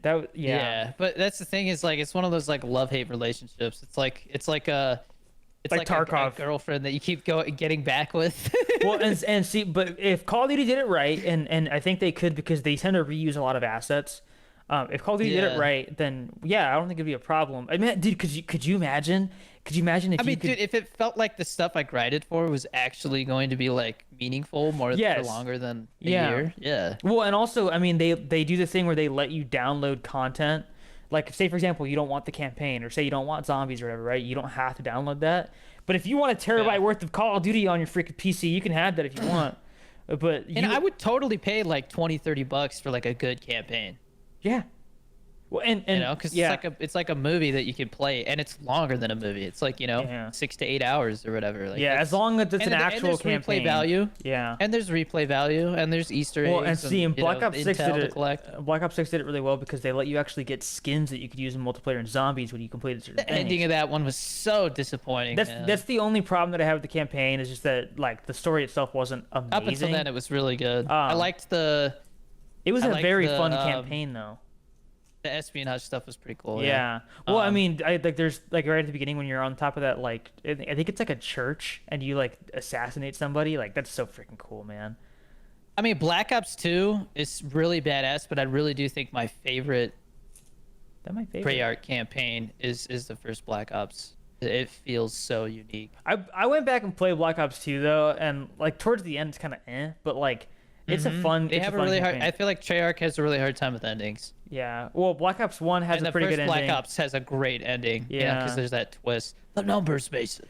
Yeah. I remember. Yeah. And it's like Sam Worthington, which is like, I mean, that's the freaking Avatar guy. I think it's funny because Hudson's like talking to him. He's all, kiss my ass.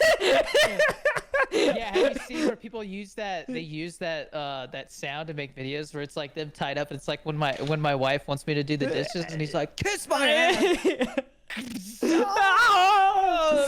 Yeah. Yeah, dude. Anyways, besides other gaming talk, I literally haven't been playing anything. I've been busy with the film stuff, but if anything, I might hop in for like a game of Balatro or something this weekend. Because I try to rest on Sundays. Next weekend, if you're down to play Grief, just to try it out, I'm down. Maybe next weekend's when we shoot, so probably not. And Ben will be here on Sunday. But so when are we doing the gaming session? That's something I gotta figure out. I'm probably gonna do it like later in the week. Or like just do it. I can do it Friday. I have Friday off. Okay, maybe we'll try to do. I'm down for Friday, dude. That'd be awesome. Not this upcoming Friday, but the next one. Is that what you're talking about? No, I'm talking about this upcoming Friday. Yeah, I shoot that day, so I can't. We shoot Friday and Saturday. So we're probably gonna move the gaming session to the next podcast day. So I'll have a really long day, but. It'll be worth it because I think the new Siege update is coming out. And we had a blast playing Dead by Daylight this last gaming session. Just an absolute blast, man. And like we actually escaped a lot, so it was fun. Some of the new killer that they just dropped is really hard to get away from though. There's like tentacles that grab you. I feel like a lot of them are like that lately. I feel like they've been really good at making the killers different. There was one that we remember we played last time, and I was like, "This isn't fun because this guy is literally just killing me like without even trying." Just I don't know. Well, Anyways. they have a thing that like allows you to just kill people after getting them hooked so many times, and like I haven't done this in a long time, but when I play as a killer, I always bring that, and I see people like go off in the chat like, "F you," like this or that, because like they literally just like like I'll take like the death totem that like literally lets me kill all 4 players, not just one. And so I'm literally just picking people up as Michael Myers and just stabbing them. And they can't escape, and they're like so pissed. Jesus. Yeah, no, it's Dead by Daylight somehow still gets me to come back all the time. Can we do our recommendations? One more thing, gaming Oh. talk. They did just announce the next Resident Evil's coming out in February, so Oh, excited for that. That's gonna be the end of that trilogy. It's called Resident Evil Requiem. Yeah, Requiem. Requiem. Requiem. Okay. So, anyways, this week's recommendations where I pissed myself. I watched Quarantine, Oh. and that's a really fun found footage scary movie. It's like this reporter, the chick from Dexter, the sister from Dexter. She's working for the nightly news, and they're doing a piece on the fire department, and they go with the fire department on a call, and it turns out that they just so happen to have been called to an apartment building where a like zombie outbreak is happening, and so they Oh. get locked inside, quarantined with the camera guy, and like it's wild. It's really intense, and there's a lot of really fun like long takes in that because it's found footage. That I think you would actually dig that one, Chris. It's That fun. one sounds cool. Yeah. And there's a second one where they're like on a plane and it happens. Oh, it's crazy. Guilty pleasure horror movie that's like well enough made. And then I have a show recommendation, Your Friends and Neighbors. It is literally like Ozark meets Breaking Bad, and I love it. And it's John Hamm, who's like, you know, Oh, John I love Hamm, John right? Hamm. Yeah. Yeah. It's a really good show, and it's Apple TV, so it's like the budget's ridiculous. It's about this rich guy who loses his job at some like, what do you call it? What do you do? Where they handle stocks. A stockbroker? Yeah, like a stockbroker firm thing. So he loses his job, and he's like one of the top people, and he's divorced and like has to pay for his kids' stuff, and like his wife took the house and it's really expensive, and like just all these expenses keep coming up, and he also doesn't want to like lose his car and all that stuff. And so in order to keep the things that he has and keep like this, like he hasn't told people that he lost his job, so like to keep this like facade going that he's like this rich wealthy guy, he starts stealing from his friends and neighbors. Like he starts stealing Rolexes and all kinds of stuff and selling them on the black market, and it's awesome. The situations he gets into, I'm like, bro, this is the first season. We're halfway through. I think we're like we watched the first 6 episodes, and it has continued to escalate, and there's been so many oh shit moments that I'm like, dude, how are they gonna like top this? But I mean, Breaking Bad kept topping it. So That reminds me, like, when is the next season of The Boys coming out? I don't know, but it's the last one. Yeah. So, Anyways, so I think this year. wow, okay. I watched. If not, next year. Okay. I watched The Big Short. Nice. That's a great Dude, one. because I remember like I kept seeing this Kind of clip depressing, but good. where, by the way, like holy crap, that movie was like so freaking good, dude. Like that. I think it's that director's best film. Yeah. So me personally, right? Like I always have this disconnect between when that crash happened and like what came from it, because I was like a little kid. Like I was like 7, 8, something like that. And so like I never saw any of it, right? But Yeah. like it really like hit hard because at the end it's like, yeah, they actually, like, the thing that was causing this recession to happen, they still do it, and they just have a different name for it. And I was like, oh. Fun fact: that is the same director that made Step Brothers. That's actually crazy. Dude, but that's the thing. The movie was actually like, I mean, like I remember watching it and being like genuinely interested in it. Like there's sometimes where you on the Yeah. background, you're just like, okay, it's there. This I was like, because I was trying to clean up the apartment before I left, right? And so Yeah. I had it playing, and like something would happen, and I would like stop and like watch it for a second. And I'm like, what's going on?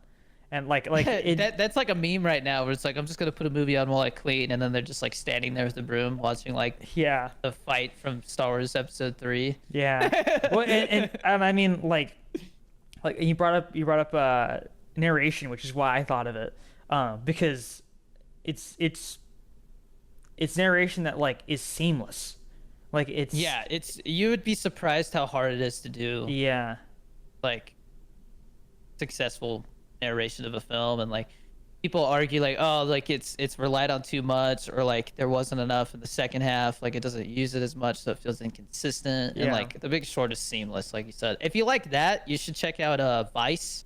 Seen that I one? need to watch that. Yeah, that's actually really That's where Christian Bale plays Dick Cheney. That Steve Carell's really good in that one too. And There's that's the a bunch thing. of actors. So Christian Bale was in The Big Short as well, and his character. Love him in that. I was like, wow, like he I love he genuinely seems like he's just super that eye antisocial. thing was crazy. Yeah. Right? Like Yeah. man, yeah, that was a really good He's movie. literally one of the greatest actors of all time. I think Daniel Day-Lewis gets way too much credit. Like I think Christian Bale is just as good as him. The other thing is was it that scene when like, because you know he shorts it, right? But Yeah. then like they don't know when it's like all the banks Oh, and everything yeah, are and- trying to delay it. Yeah. And so he just keeps changing the number on the board, like how much money they've lost. Yeah. Until like this thing Well- happens. And there's that one scene where the death music's playing and he walks out and then he goes back to his office and it's just like, fuck! Yeah, well, and then at the end, like everybody's been like laid off and stuff like that, and then he walks out and he writes on the board like plus 400 and something %. It's like Yeah, Jesus just, like, Christ. Stupid money. Yeah. And the whole firm is just like, yeah. You know what that guy, the actual real life guy, has been like betting against now? I feel Water. like yeah, I think I saw that. Yeah. Yeah, and that's really scary. Yeah. But yeah, and then like I think so. Brad Pitt is in it, right? Like I think that's who. Yeah, he's really good in that one too. And he's like a conspiracy nut. Like he's and like they send over the numbers for like why the housing market's gonna like crash, right? And he's like, I'm gonna be honest, you guys are scaring me. And they're like, Yeah, yes. yeah, and then like Steve Carell, like when he's like they like go to the strip club and they talk to like this stripper and she's like, yeah, I own like 10 houses. And he's they're like, just like, what the fuck? Yeah. Yeah. And then he walks in, he's like, it's gonna dude, crash. Yeah, he's like, There's a "There's bubble. Yeah. everyone." Yeah. And then, Fucked. and then like Ryan Gosling's like, you see that guy? That's my quantitative. It's like some Asian dude. And then Yeah, I remember that scene where he He doesn't even speak English. Right? The Jangle blocks. Yeah. Like it does such a good way of like dumbing down the economics Yeah. of it. Like yeah. And then you remember it's like, this is gonna be too boring. So here's what's her fucking Margot Robbie Yeah. in the bathtub drinking champagne. yeah. Yeah. Christ. Yeah. So yeah, Vice, and then it's not as good as those two, but it's still pretty good. Don't Look Up on Netflix. I've Same seen. director. Is that really? Yeah, where the okay. world's ending. That movie made me Yeah. sad afterward. Like not like sad, but like there was like this this Yeah, kind of I was. yeah. I was It- surprised it went that route, but it was effective. Yeah, Yeah. effective enough. Yeah. Timothy Chalamet was just like there. Yeah. He's just like in the movie. You see that guy? That's Jonah my Hill quant. was funny though. That I just can't Jonah believe Hill was funny in that one. that quant part just makes me laugh so much because he's Ryan Gosling's hair is so ridiculous in that movie. well because he's like he doesn't even speak English. He got first place in a math competition in China, and like the guy like goes off to the camera. He's like, I got second place, and also I can't speak English. I like when he's in the bathroom and he's like, object to the test. Yeah, there you go. That's a good one. Yeah. So, anyways, check out those recommendations. Now, like I said, I'm shooting my short film next weekend, so wish me luck. I feel like we're going in with a really solid plan, and the only thing that I'm like worried about is like the wind, but that's what post-production sound is for, I guess. That'll fix it. And like I was really surprised to do some research and find out that like most big Hollywood productions that you see, like 50% of the dialogue has been re-recorded, and you like don't even Yeah. notice. Well, because a lot of them So- they have really obvious. Was it ADR? Is that what they call it? That's what it's called, ADR, yeah. And like some actors are like really well known for being good at it, like Tom Hanks and stuff. Like like bringing that same emotion they had on set, like right away. So Yeah. like it's something. And I've done ADR with Ben before, and it was really eye opening. I was like, wow, this is really cool. And like, yeah, if you do it good enough, like you really can't tell, Yeah. because you time it right and stuff. But yeah, it's it's gonna be an experience. I'm excited, and like it's really interesting because like it's the first time with a budget like this where like literally everybody, like I'm leading everybody as the director, so like it's just me, you know. Yeah. It's it feels like a lot of responsibility, but I feel pretty confident in my ability to execute this. So I'm excited to go make something really cool. And now that I know it's going to be like 15 minutes, I don't know how long it's going to take me to edit it, and especially if I go to Washington D.C. that next week. But I'm going to try and get that picture locked as soon as I can. But it's definitely, you know, a process that you don't want to like do too fast, because it's Yeah. and not only that, this is we're there's the most crucial part of the film, like this dialogue heavy part, like the actors have it memorized so that we can do those long like 10-minute takes essentially. And so we're gonna do like 10 different angles twice each time. And so I'm like, when I go to edit it, I'm really gonna try to stick to like one angle for as long as I can so that it feels really like, you know, tense and stuff. We're gonna have a slider, so I'll definitely, a slider is essentially like a poor man's dolly, so you can like move the camera like a, because we're using prime lenses, which means they don't zoom, and so like you have to use a dolly or you have to use a slider. And so picking like the moments to use that so that you don't overuse it, but when you do use them it feels effective, has been really fun. Like I would say the planning of it has been, you know, it's been really eye-opening, I guess, of all of it. So and getting the crew together, you know, like it really does take special people to like pull something off, you know. And so it's like it's I don't know, there's nothing like it, man. And I feel really fortunate to be able to do this. And yeah, like I said, it's probably gonna be my last short film, so I'm really trying to make it count. So stay tuned. We'll definitely show some behind the scenes stuff, but I'll do some vlogs. And yeah, until next time, watch some good movies. Oh my god.